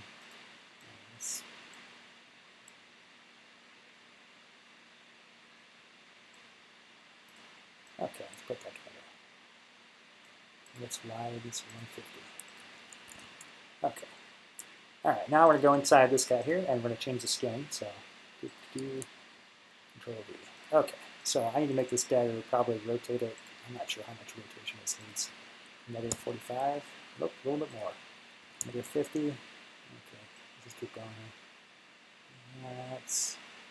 There we go, 60 degrees is what it was rotated at. Okay, and let's see, it looks like this had a interesting looking hilt here. What's this guy? Oh, that's the, we'll talk about that. This is gonna be very educational for how we do effects and stuff like that. So this is actually the hit VFX here. I'll get in there, oops, close that down. I'll show you why this is important. Can I see that thing? Oh, that's hilt, that's what I want. Swoosh, that's what we want. Okay, let's go here. Turn this off, guide. There you go. Oh, that's crazy. So these are the VFX I use for when they stab and swoosh. It controls the actual animation. So you've got this kind of little like marker here, and I size them specific to the weapon so that if you have a smaller weapon, it's relative to the size of the actual blade you're using, which is kind of fun. Okay, so let's move this blade around. So yeah, this blade was kind of a hook blade, so you can kind of see that VFX doesn't be moved over. Let's delete that, and let's get rid of this old hilt. We don't need that. Okay, and we can maybe make this a little bigger, I guess. Let's go 110. There we go. So that's the relative size of the hand that's using it. Okay, and then we're going to adjust our VFX so that it's going to sync along nicely with the size of that blade. Okay, and you can kind of see now how the arc of that swoosh is now lined up with the tip of our blade, and we've got this guy here lined up with the hilt, so it kind of creates that nice little marker. Okay, and now we're going to go in here, and I'm going to turn this back on to this guide layer. Oops, not mask. Not mask, not mask. Guide. Turn it off. Okay. And there we go. So now I've got Poison Dagger all ready to go. It's called Dagger Poison. Okay, and then this thing should always be sent to the location of rotation. There we go. All right, so now we've got the Poison Dagger in there. All right, now before we finish though, we want to add that Poison VFX to it. All right, and so I have to remember how to do that. I'm going to go look at the existing one and find that Fire Staff because I'm to basically copy that same concept we did with that. So I believe the way I do that is I define a little particle inside of here, and that's it right there. So I want to copy this guy, and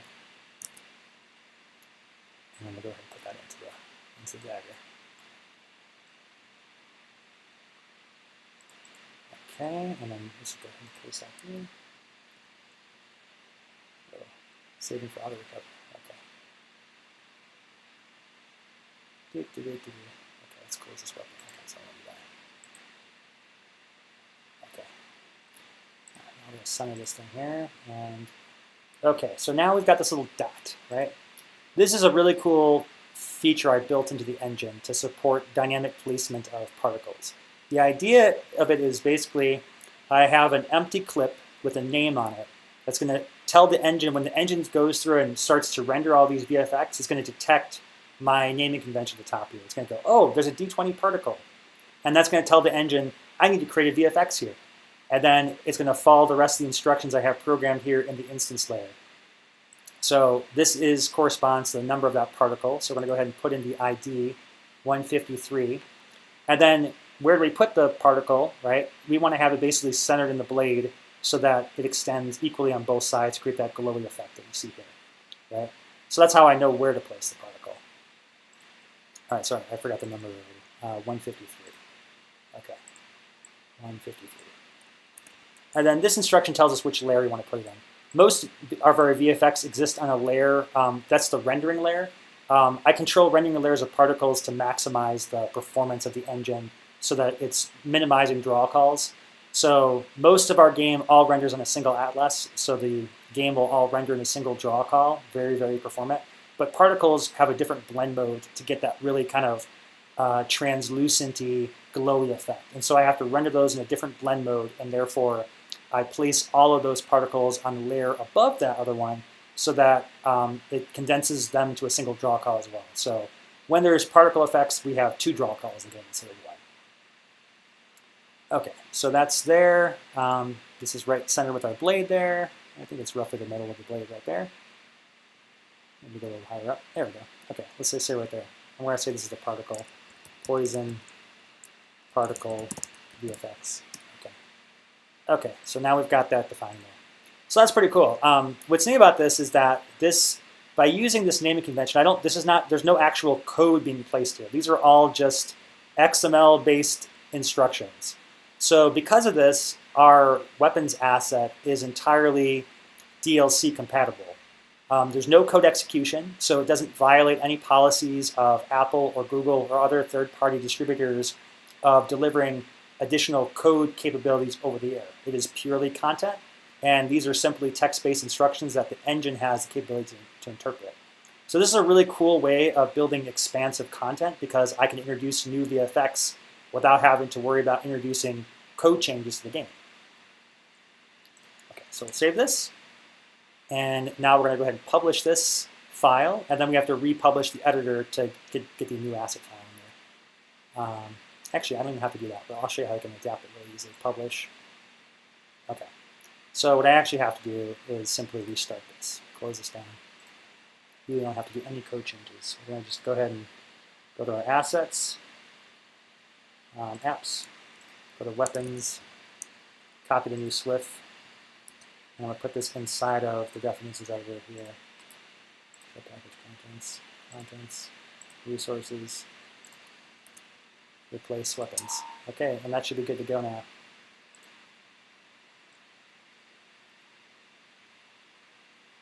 Okay, so now if I go to my equipment. We go to Poison Blade, right? And now I'm going to change this with Dagger Poison. And look at that. That is one sick looking poison dagger now, huh? And the cool thing about that, I said those particles are trailing. So if I do things like attack, you can see that those particles kind of swing with it. So he's swishing poison off as he stabs things. Or if I want to make his attack be more of a... Oh, it just occurred to me. We have another missing piece of the animation here.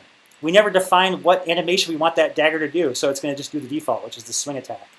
And see, I for one think that a dagger warrants a nice good stabby attack. So let's change that to swing single thrust. There we go.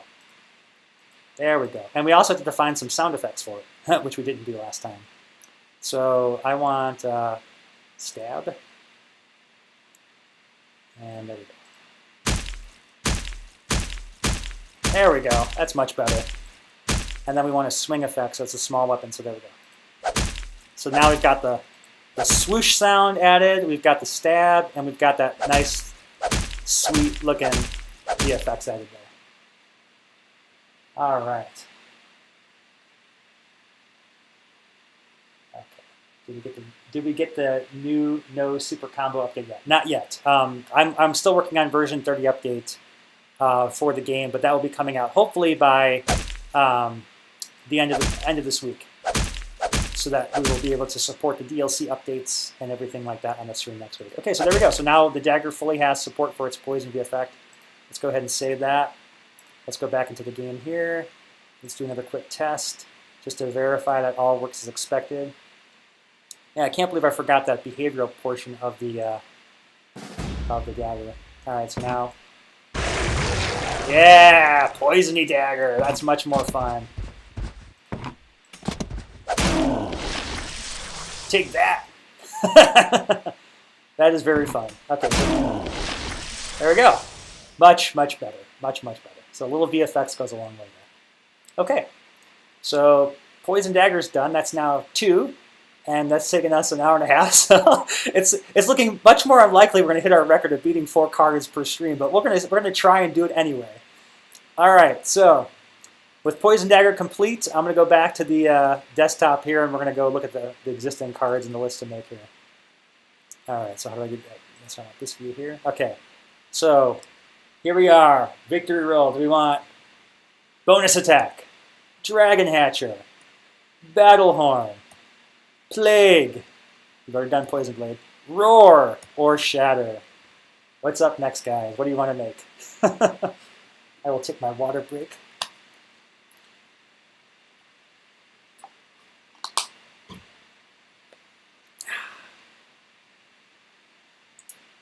Battlehorn. All right, Maltros didn't get a vote yet, so we're going to go with Battlehorn. Battlehorn! Get some orc power going. I bet you get those orcs in the game, too. Okay, so let's go back up here, and Battlehorn is a spell. Battlehorn. Okay. Oh, it's called Orc Battlehorn. Duh. That's how I find the orcs. Oh, O for orc. There it is.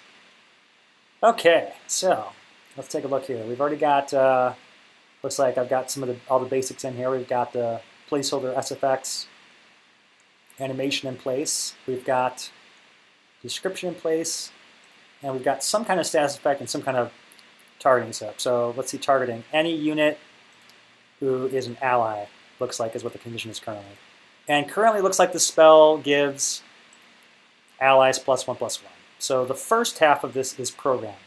What we do not have programmed is the second half that's going to give the orcs and goblins +2/+2. Okay, so we need to add a special condition for those. Unfortunately, the editor has been recently upgraded with the ability to support additional OR conditions. So we're going to attempt to do that here now. Okay, so the way we do that is we're going to make a new condition. And we want to have target subject, target, and we want trait. And the trait's going to be type orc or goblin. So we want, first off, here's an orc. Is greater than or equal to number 1.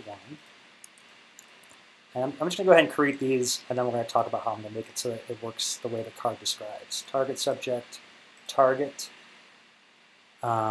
trait. Now that I find goblin, I'm sure I have a goblin. Okay, greater than or equal to number.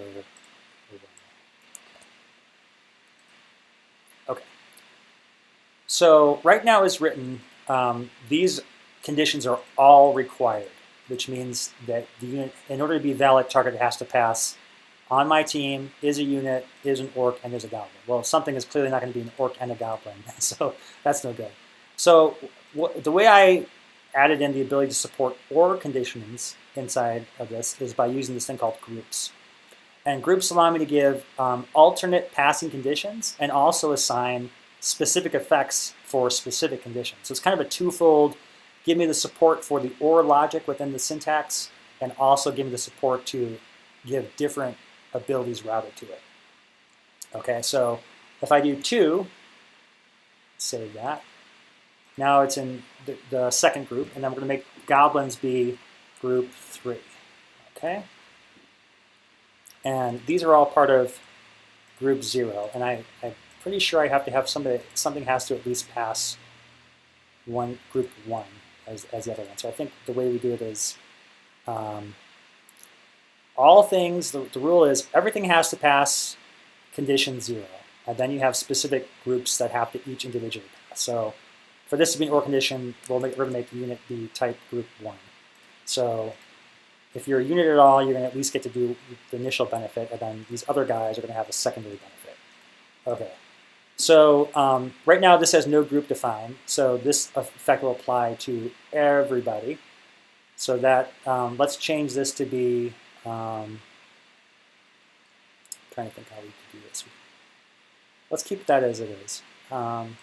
Let's do another status effect here, and then we're going to do this be the same as the one above, plus amp, 1. And then I'm going to put this as group 2, and then I'm going to make another one. I think this is the easiest way to do it. Status effect, plus amp, 1, group 3. Okay, so here's how I'm calculating the logic here. Oh, see, that's no good. This is like stacking this thing in a weird way.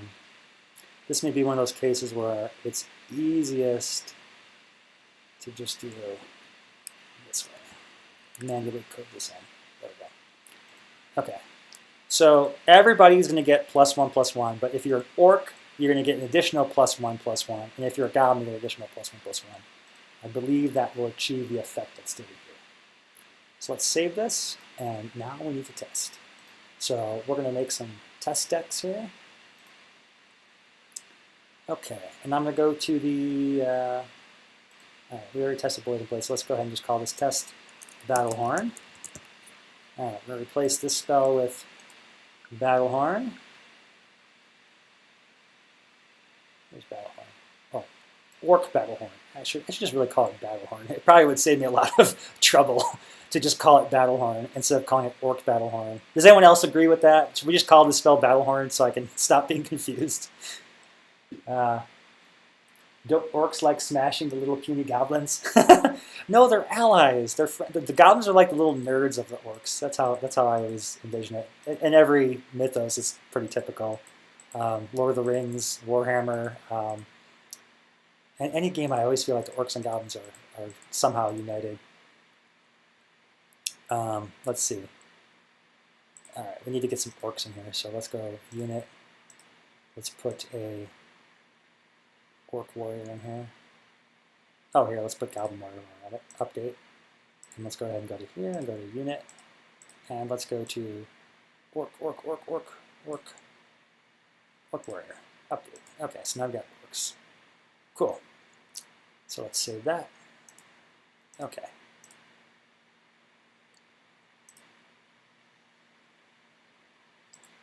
All right, we want to test Battlehorn. Perfect. Okay. All right, so real quick test to start off with is, let's see if this, yep, it does target all allies. Good. And they all got +1/+1. Excellent. And that's a permanent boost unless it's removed. So that's already a very powerful spell. But what happens if I have a goblin out? And what happens if I have an orc out? So we want to expect them to go +2/+2 for each of those and +1 for everyone else. Wow. I am... Sometimes when things work the first time the way you want them to, it's just really exciting, and I'm excited by that. No hitch, it just worked as it was supposed to work. That makes me happy. Wow, that really makes this orc awesome. An 8/6. Yeah, that +2/+2 is a really nice permanent benefit. So that's a fantastical card for a deck made of orcs and goblins. It's just one of those cool things where I like to use just a really simple way to use synergy is just to hard code in something like that.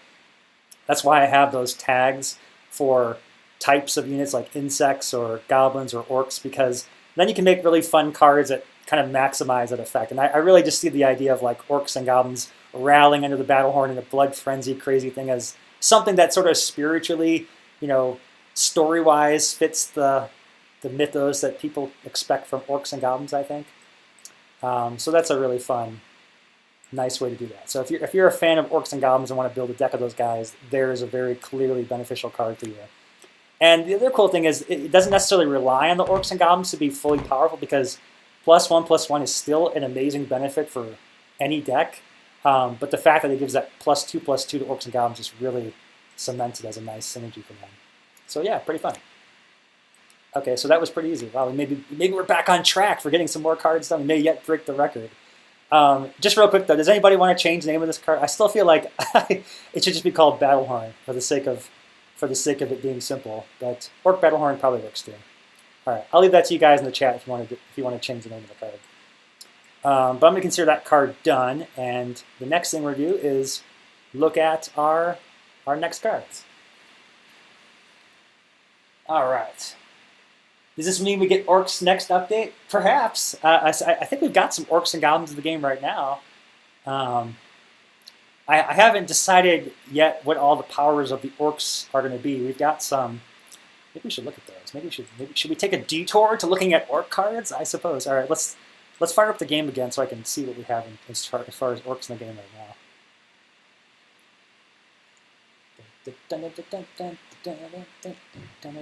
Orcs and Goblins. Okay. Well, let's see. Here's what I got as far as Orcs in the game right now. Let's find out. We're going to go to search. Goblin equals 1. That's not how I do it. I'm trying to figure out how to do it. Is it? Oh, it'd be really complicated when you type. Let's just try it like this. Goblin. There we go. All right, so here's the current goblins. It looks like we do have currently 3 goblins inside the game. Goblin Assassin, Goblin Archer, and Goblin Warrior. The champion is there. He doesn't have a power yet, so he's not implemented. And then as far as orcs go, here's what I got so far. So we're going to have an orc summoner, which we're going to work on next week. And then I've got an orc champion and an orc shaman. And why on earth is it not showing me the orc warrior? Oh, because I typed orcs. There we go. There we go. Oh, there's a lot more. Oh, these aren't orcs.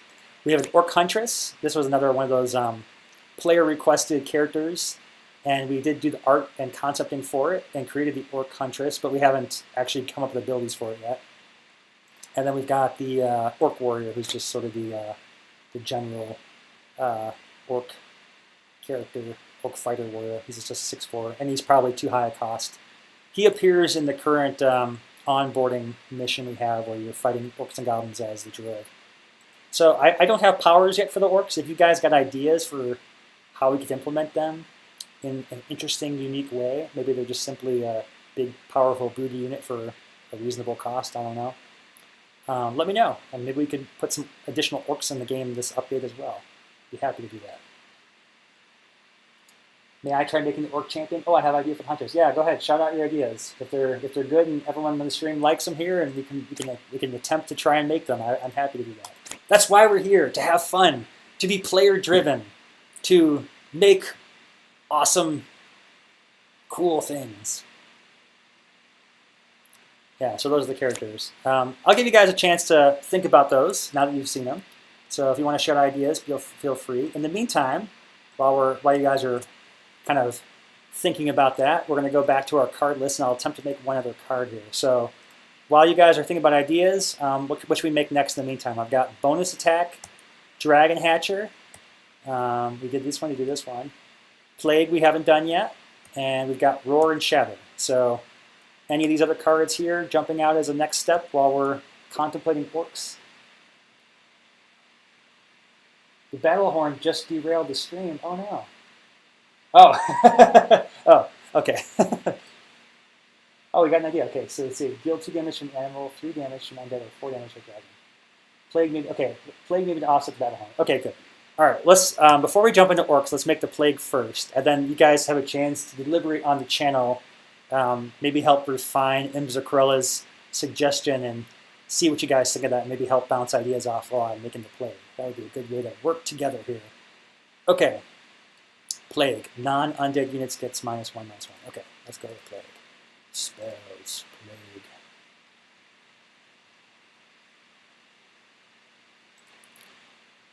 Okay. This is kind of funny. Right off the bat, I see this one of those spells that I'm sure that Meltros is going to think it costs too much. VG Smart's going to say it costs. Or no, sorry, Meltros is going to think the cost is right, and VG Smart's going to say the cost is too high because permanents don't have enough permanents in the game, I guess. But let's go ahead and build him, and then we'll deliberate his cost and stuff. All right, so this actually seems pretty simple. Apply status effect. And we want a status effect that is -1/-1.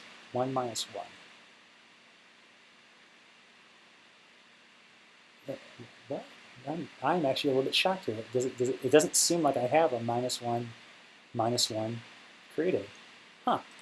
We're going to have to go make that. So I've got a +0/+1, a plus space remove, a plus. I, for some reason, don't have a permanent +1/+1. That's very strange. Weird. Okay. So we need to make that. So let's go ahead and change this to a...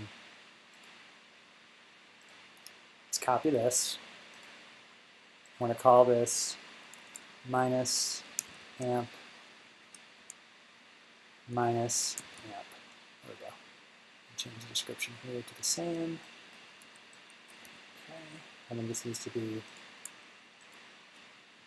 negative, and you need to be negative. Okay. And then this needs to be negative status. Okay. Okay, and that's permanent, so it's no duration. Okay, great. Okay, now we can go and add that effect to plague. Plague. Plague, plague, plague. PLAGE. DE. Okay, so new, apply a status effect, and now we should have the plague effect in there.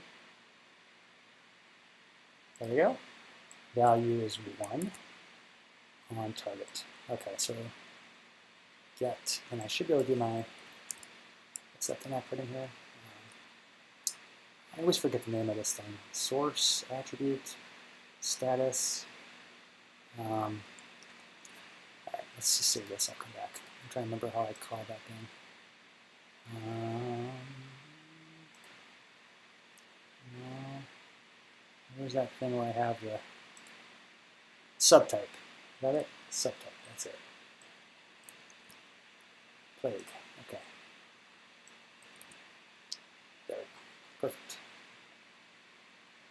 Okay. All right, now this says all, or I guess it would technically mean all non-undead units. Ooh. I like that term. Let's just leave it as is. Okay, so we're going to make this be any. Target subject, target, trait, type undead is less than or equal to number 0. Okay, and then we also want to make sure this is only affecting units, so target subject, target, trait, type unit is greater than or equal to number 1. And one additional thing I like to put into these properties is the caster is never affected by their own spell like this, because then if you use things like a reflect damage, it won't affect the caster. So target subject, Target is not equal to target's inflictability. So the caster will never get hit by that plague. Okay. Save. All right, now we need to give it some VFX and all that fun. So to that end, I want to probably just reuse for now our existing debuff generic sound VFX, which we can grab from, what's the spell I'm thinking of that's got that in there? I think Poison has a good spell, a debuff spell, sound effect. Oh, let's make this functional. Let's also change this name to Plague. Save. Okay. Let's cast. Poison. Plague. Okay, and save. Alright, so now he's got some kind of sound effect, VFX. He's got his power. The ability is implemented. It doesn't affect undead.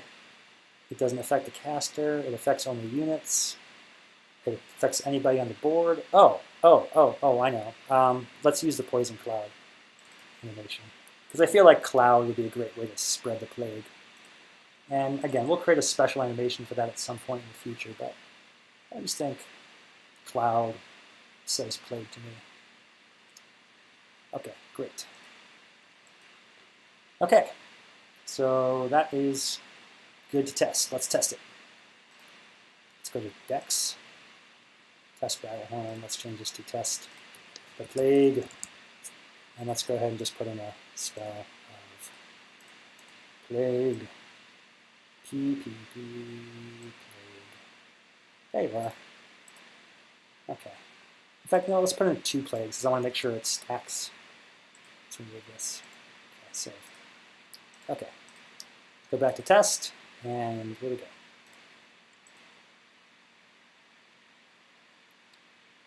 Okay.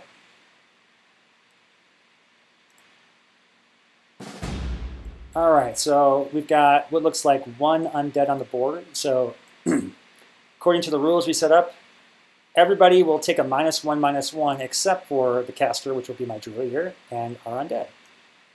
Let's do this. Oh, weird. Oh, we made a mistake.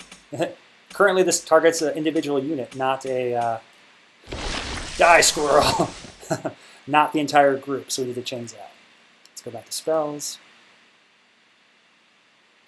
Go back to plague. P for plague. And designate all targets is what we want. So that affects everybody, not just one. Okay, now let's try again. This is why we test. Always test.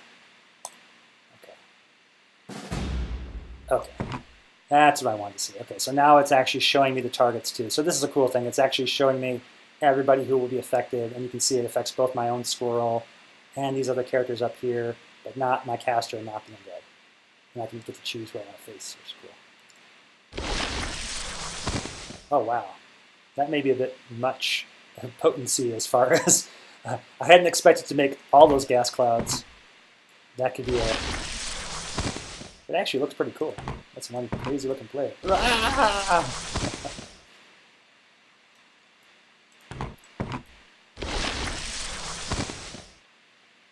That's kind of fun. Okay.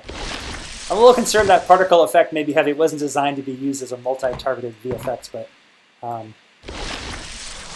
think it'll be okay. Alright, so we wanted to see if that stacks like it should. And it did. It did stack. Oh, interesting. One thing I noticed was he didn't seem to take damage the first time around. At least did he scream the first time I cast that? Let's move him up.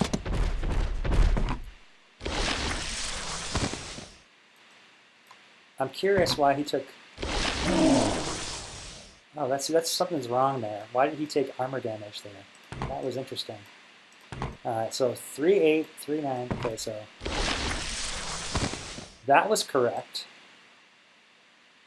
But the second time I applied this, he took damage instead. And that's also weird. Okay, so how much heart do you have? He's got 9 hearts. Yeah, that's good. I'm glad we tested this. So there's a bit of a bug here. I'm going to have to fix this.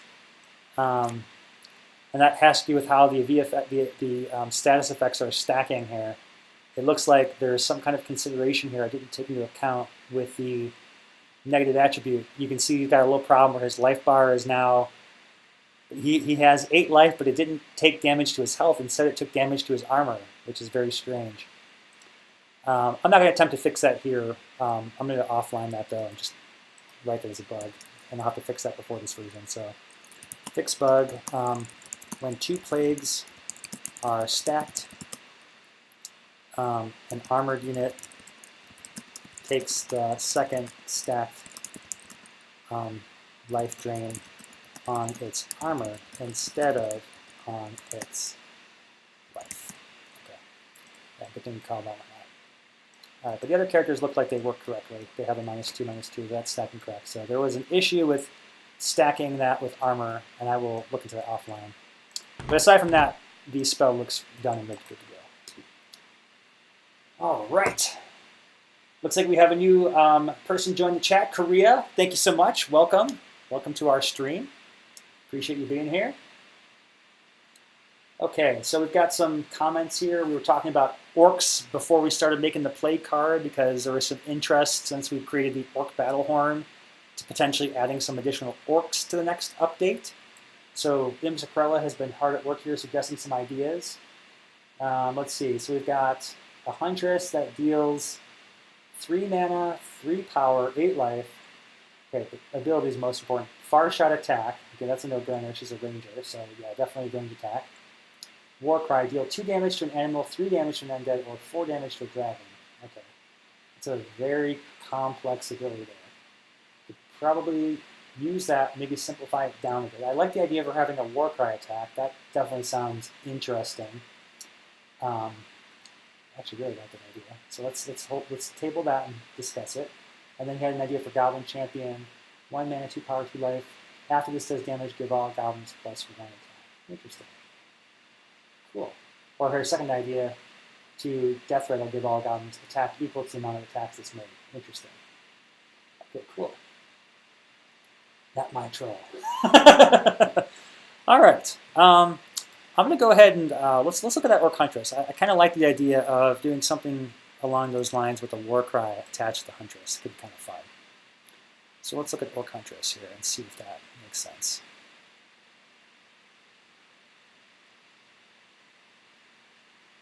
What is Orc Huntress? Probably with an O. I don't understand why I have such a hard time finding O words, but okay. All right, so let's take this off the table. First off, she is a ranged character. Archers are ranged, not far shot. There's a slight distinction between the two. Far shot characters are typically melee-based characters that have a weapon that shoots like a staff. So she's a natural ranger though, so she actually has the ranged ability, which in our game, ranged means that they can shoot an unlimited distance as their attack, but they cannot move and shoot within the same turn. And the reason for that is to offset the very powerful advantage of being able to hit anywhere on the screen within line of sight. Okay, but let's look at the stats you proposed here. So 3 mana. Okay, 3 mana. And then 3 power, 8 life.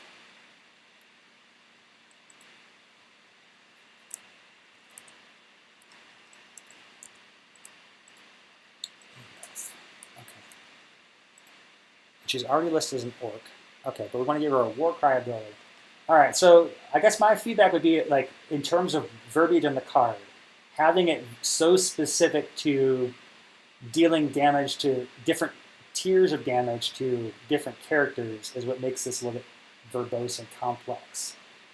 So I love the idea of Warcry on damage. So maybe we could simplify that down to simply Warcry, deal damage X to closest enemy.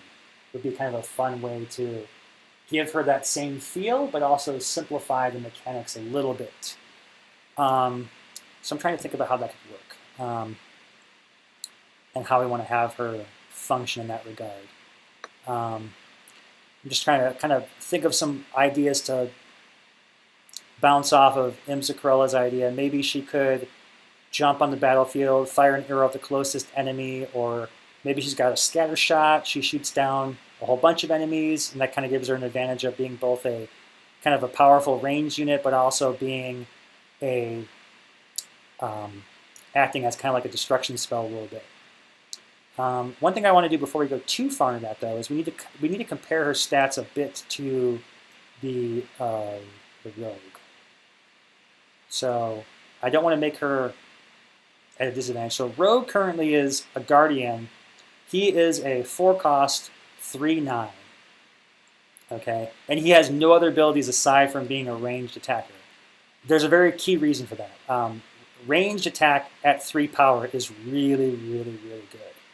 So already I would suggest that her stats feel a little bit off balance in terms of either her damage or life. I kind of like the idea of her being 3 damage, but she's probably too powerful for 3 to have that much life.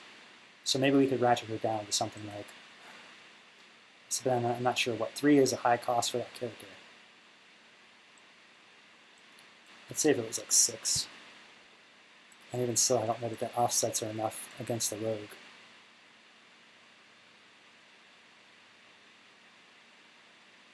And then we also got to compare her to the other character, which is the archer, which is our other ranged unit in the game right now.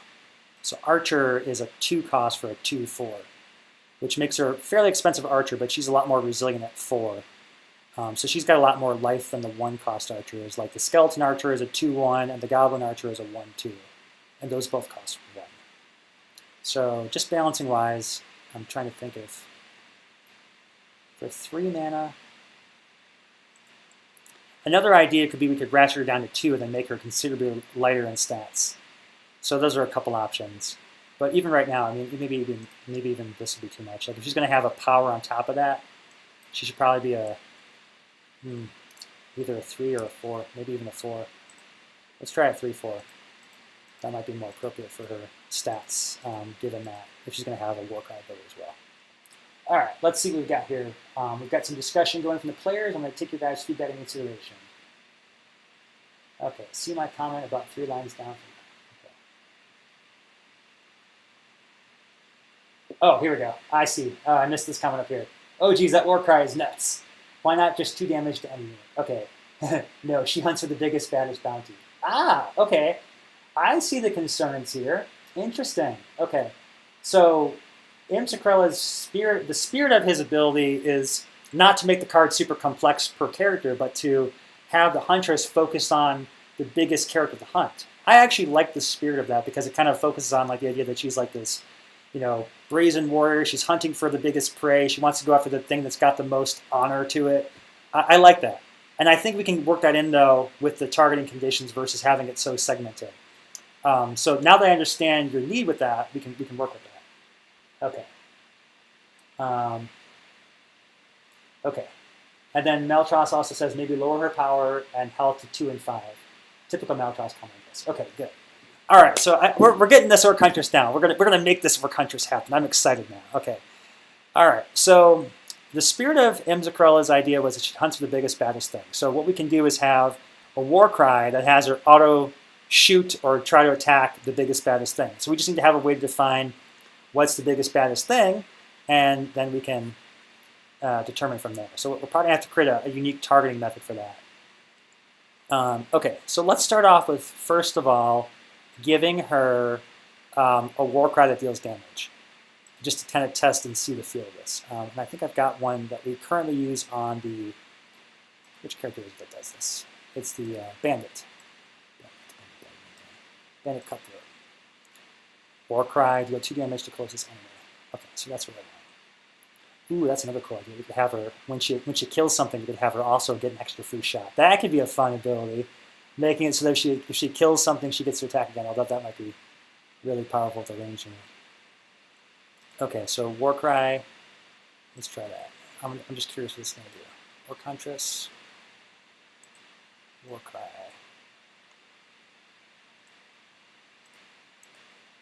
Oh, didn't actually put in weapons. Probably because I had to have Warcry double linked. Let's just say she does 3 damage. Good. 3 damage.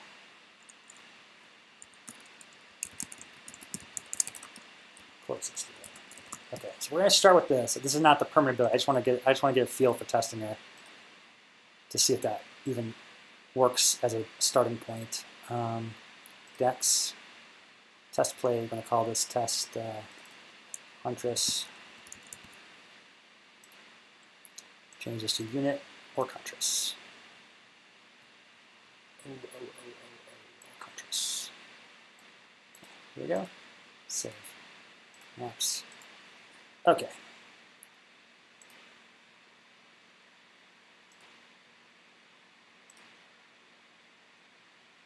Okay, here we go.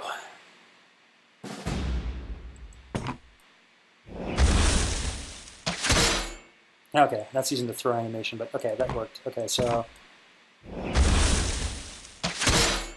that's kind of weird looking. Interesting. Put him up there. Okay, so she shot somebody when she came onto the battlefield. Okay.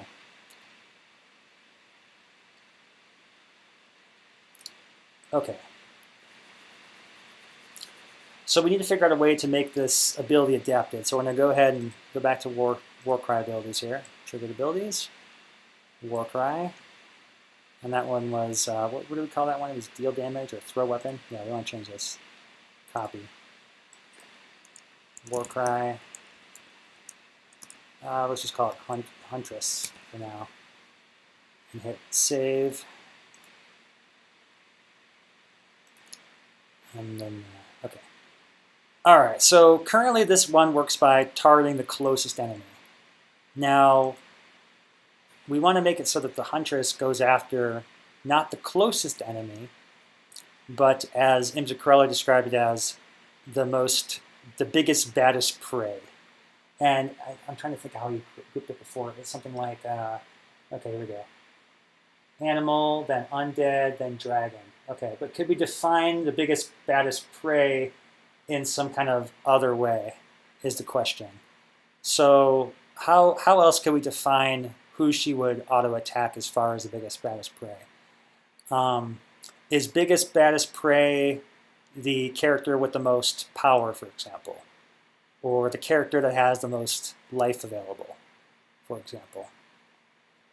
That's what we need to determine. If we want to have that spirit captured, which I do like, we just need to have a way to define how that sorting algorithm will work. And then we're going to have to program in a custom targeting method because I currently don't have a way to target whatever that condition would be because we need to sort the targets by that condition is the idea. That's how we would do that. So give me some thoughts on what you guys think that might work as. Biggest total stats. Maltros says highest attack stat. Yeah, I would tend to agree. I think the highest attack stat would probably be the most appropriate way to deal with that. Because if I were hunting something, and I think I would take the most glory from what has the most damage to hurt me back versus how much life it has, right? So let's go with that. Okay, so we're going to have to do some programming here because I don't have a method for that defined yet. So I'm going to go to type target random. I know this is a weird labeling, but really what we need here is a new target random. This is really, what I should really call this is a way to, like, the target sort priority is really what this should be called. But this is the target random was a method I created for if we were going to have random targeting. But it's a way to basically have the targeting vet a sort order amongst a list of possible valid choices. So we're going to call this highest power.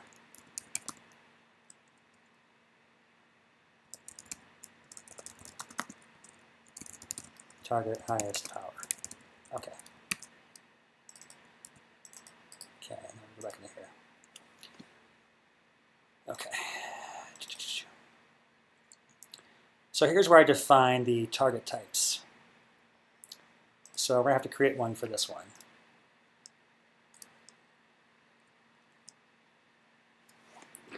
And it's going to need a secondary target as well. So I think the way we'll have it work is that first it will target by the highest power, and then it will sort the remaining targets based on proximity. So we need two sort conditions, one for who's highest power, then one for closest.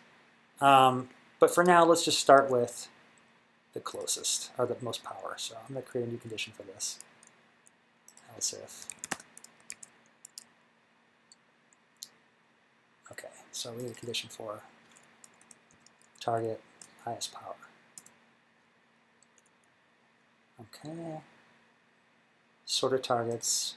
Okay, so we're going to take the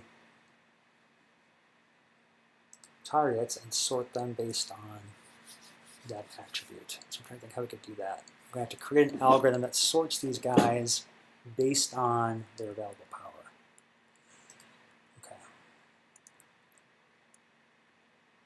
So I'm going to have to take and create a method for that.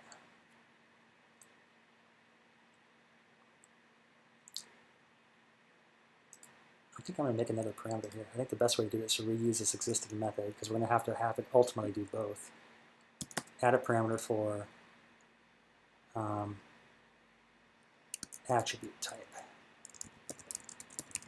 String equals null. Okay, so I kind of talk you through a little bit my thoughts here. This method here is already an algorithm for determining the closest target.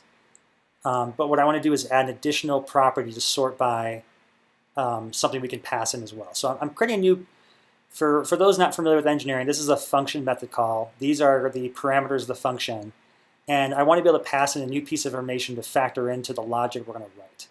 And that property is going to be an attribute. So this way we could reuse this for things like if we wanted to sort by lowest life, highest power, whatever it could be, we can pass those things in.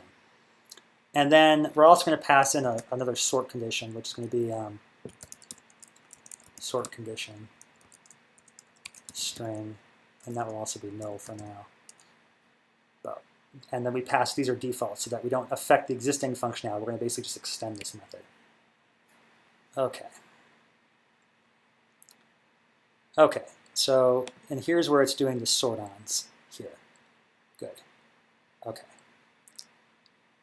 So what I need to do is, in this method here where we're going through these objects, we're going to say if attribute type is not equal to null,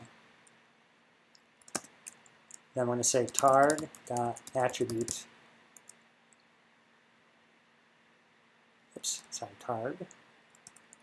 targ.attribute equals attribute, let me say this again, equals target dot get attribute value attribute type. Okay. So this block of the function is where I'm creating the sort objects. And currently this one just sorts based on location to target, which it calculates here. But I'm going to do a thing here where if we pass, basically what I'm saying here is if we pass in a non-null attribute type, then we're going to also add an additional property here called attribute to the target that we're going to sort by. That's going to be the value of that attribute type. Okay, so remember in our case it's going to be power. All right, now here's where we sort it. So right now we're going to keep a condition if attribute type equal to null or sort condition equal to null, then we're just going to use the default sort. Actually, let's keep it even simpler. This will be the else. Let's say if attribute type not equal to null and sort condition not equal to null. Okay, then we're going to do a sort by here. We do a different sort. Then we're going to sort on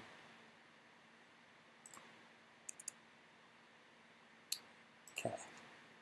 So this will then be attribute, then distance, and then the sort condition we want to have here is going to be equal to the sort condition.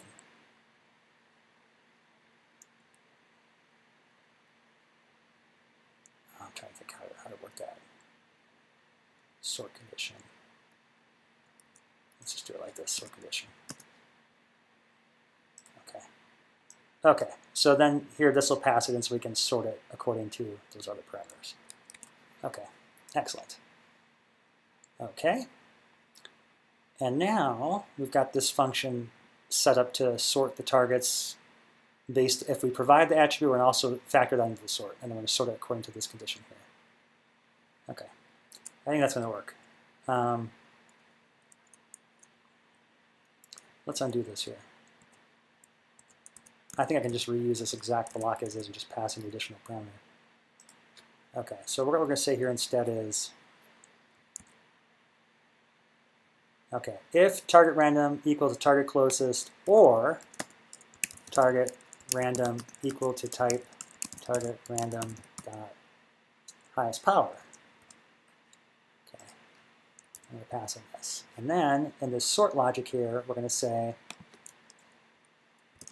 if target random equal to type target random dot, come on, highest power.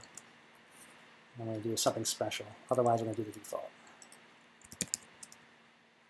And in this case, we're going to do this. Sorted targets equals targeting logic, sort targets close location. Okay, so we need to pass in our attribute, which will be power. And then we're going to pass in the condition, which is going to be array dot numeric. Oh, it's a uint? That's how it determines what that is? Oh, interesting. Okay, we should probably change our sort condition then.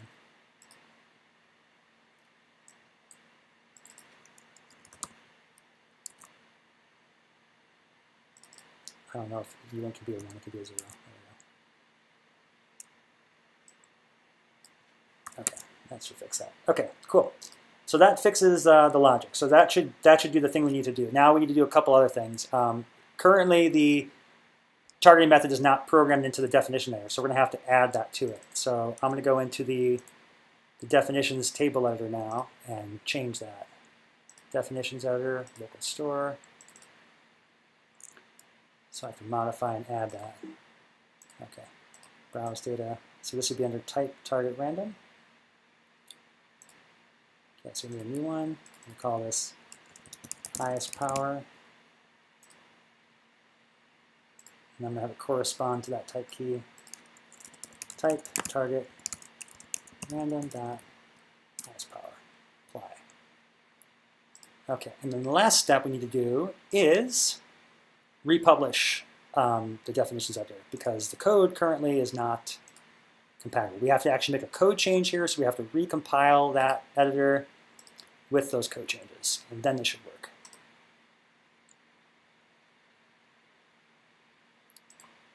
Okay, and you know what? We're going to go ahead and just test this in the debugger because if there is a problem, that'll help it track us down faster.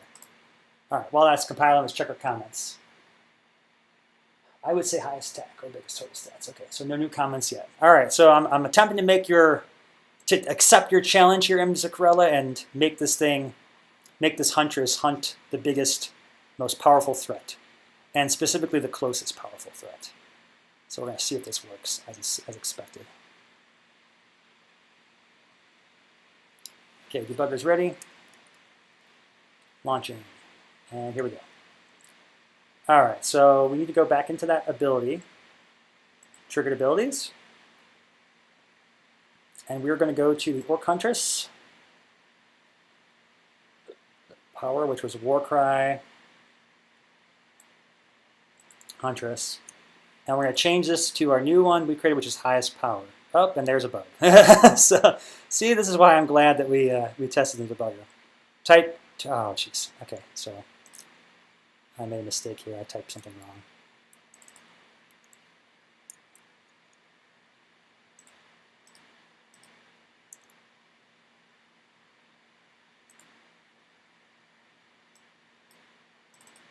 Type target random. And close it down. That changes.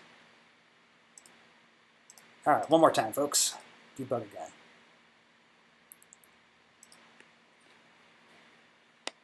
I'm excited about the Orc Huntress. I wasn't expecting that, but see, this is why I like these collaborations, because you guys just inspire me with all kinds of awesome ideas, and now it gets to be something that's greater than the sum of its parts. It's a community collaboration.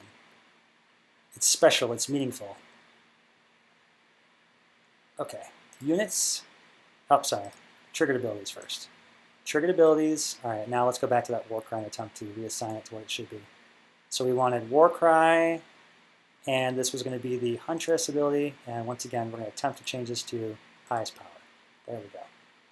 Okay, we don't want the ideal cast animation to throw attack. We want it to just be the regular attack. Yeah, I'm trying to think. Maybe we should just have her attack instead. Would be a more. What if we said something like Warcry, attack, most powerful enemy. And let's change this to. Hang on, I figure out how to do the attack. How do we make them do the attack on there? It's going to be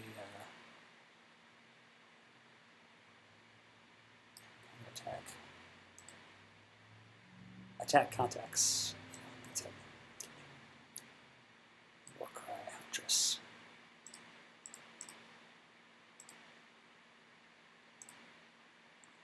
Brian wondering I'm using melee here, but technically her range attack is her melee attack. She's not using a far shot, so that's the correct term. Good. Unit with the highest power. I don't think I want this stuff on here. Save. Okay. And that should be good to go. All right, let's attempt to try this out. We need to go back to the War Huntress. And we need to assign her the new ability we gave her.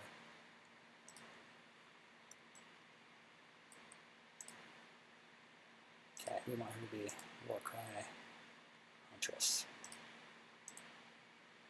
Attack the most powerful enemy. There we go. Boom. And maps. And 2. All right, moment of truth here. You guys excited? I am.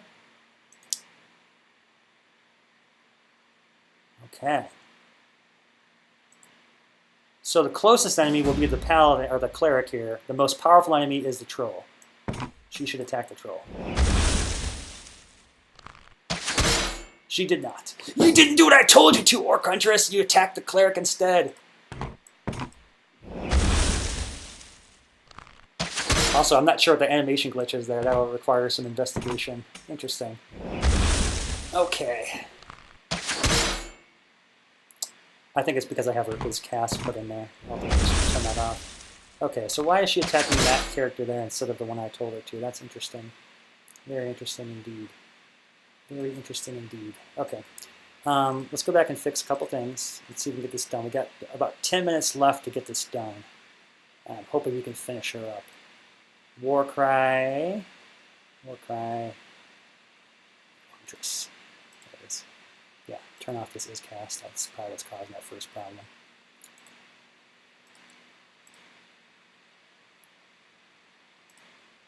Okay. Go back to test again. Start game. Okay, let's see if that fixed that. Okay, good. So we fixed that glitch. All right, so now we just need to make it so that she is properly attacking the biggest enemy, which is that orc troll there. So let's look at our logic here again and see if I maybe made a mistake somewhere. So we have this here, okay? So we are, in fact, passing it here. Maybe we'll put some trace statements to make sure it's using here. Trace. Sort by highest power. You know, one curious thing I just occurred to me is that the default sort may not be ascending; it may be descending. So let's do it. Maybe it is working, but just not how we expected. Let's do something like let's undo this. I wonder if that's the problem. We're going to put in a little squirrel here. Put the squirrel back there. All right, let's go. Let's see if she goes for the squirrel instead. Oh, that's not the one I wanted. Units. Where's a squirrel? Squirrel.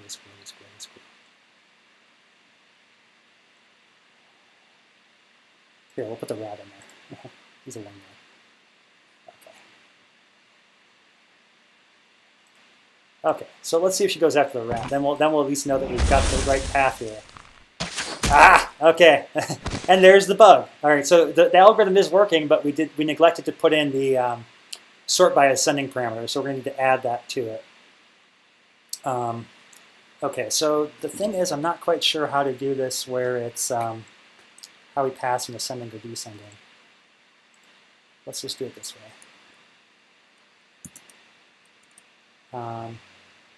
Let's put in true. We're going to add another parameter here for sort condition. I guess we want this to be called descending. Okay. And then down here, we're going to go ahead and say if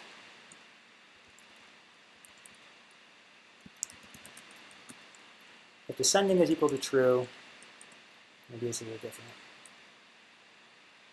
else this.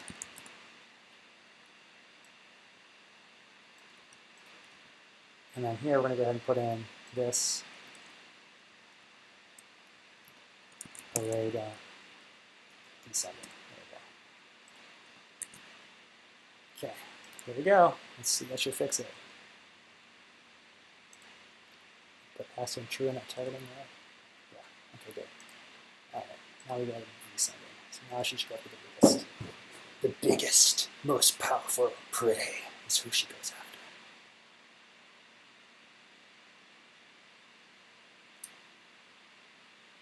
Come on, come on, come on! Yes, I love that energy. Rooting for it to work.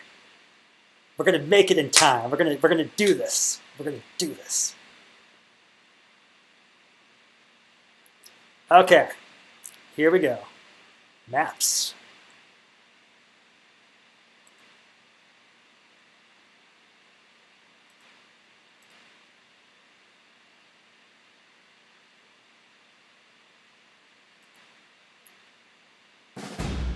Okay, so once again, the troll is the biggest unit.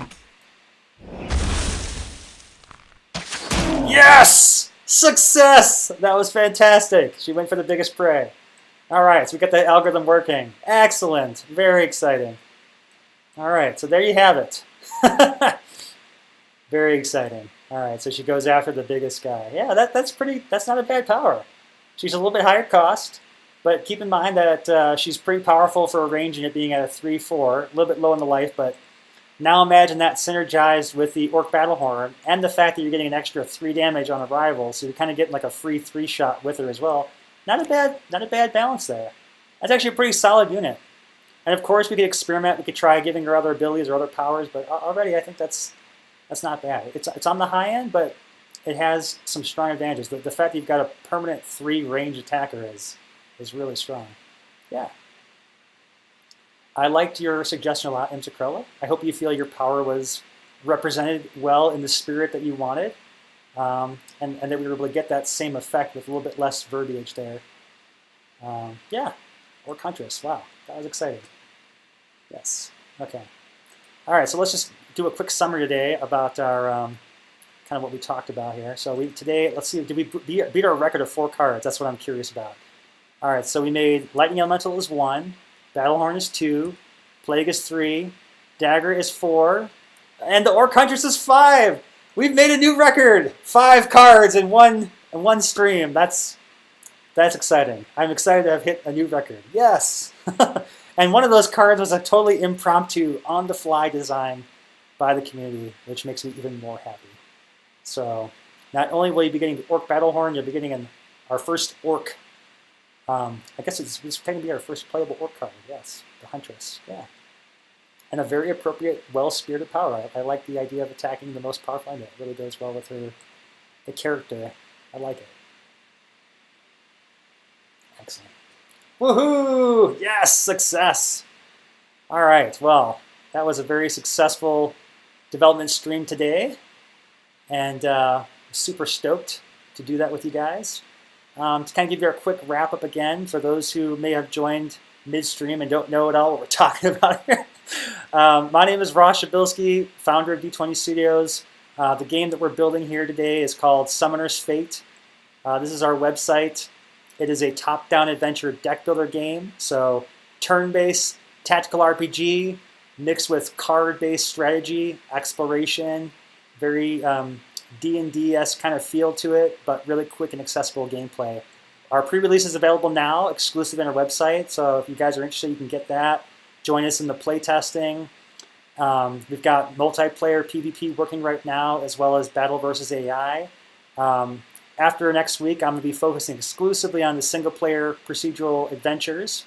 These are our kind of top features for the game. So we talked about the top-down perspective, the deck-building aspect. After we do the Summoner stream next week, I'll be working on building the adventures. So it'll be kind of exciting. I'll give you guys some insights into how I'm building procedural development. I know that that's something that's very exciting to many of you. So we'll be talking about procedural algorithms and how I'll be making these dynamic adventures in the next thing. But yeah, that is Summoner's Fate. Again, I'm Ross. It's been a pleasure. Thank you so much for joining our stream today. And we'll be back again next week, same time. Look forward to seeing you all then. I'm going to go do a quick check to see if there's anybody here I can raid. I haven't done a raid yet, but I've been waiting to support our group, the Twitch crew. Let me see if I can find on our followers if there's anybody streaming active right now. Are they live? Can I see here? I'm still waiting to do a raid. Let's see. I'll tell you what. I don't see anybody active on our list here. Back to this. Meltros, you still here? Are you interested in doing a stream? I'll raid your channel if you want. I've been waiting to try how to do this. I have yet to learn how to do a raid, and I'd love to pass our viewers on to something exciting. This will be my first time doing this. Just give me a shout out if you're interested. I'm trying to remember how to do the raid. I think it's /raid. Is that what somebody told me once? I've never done it before.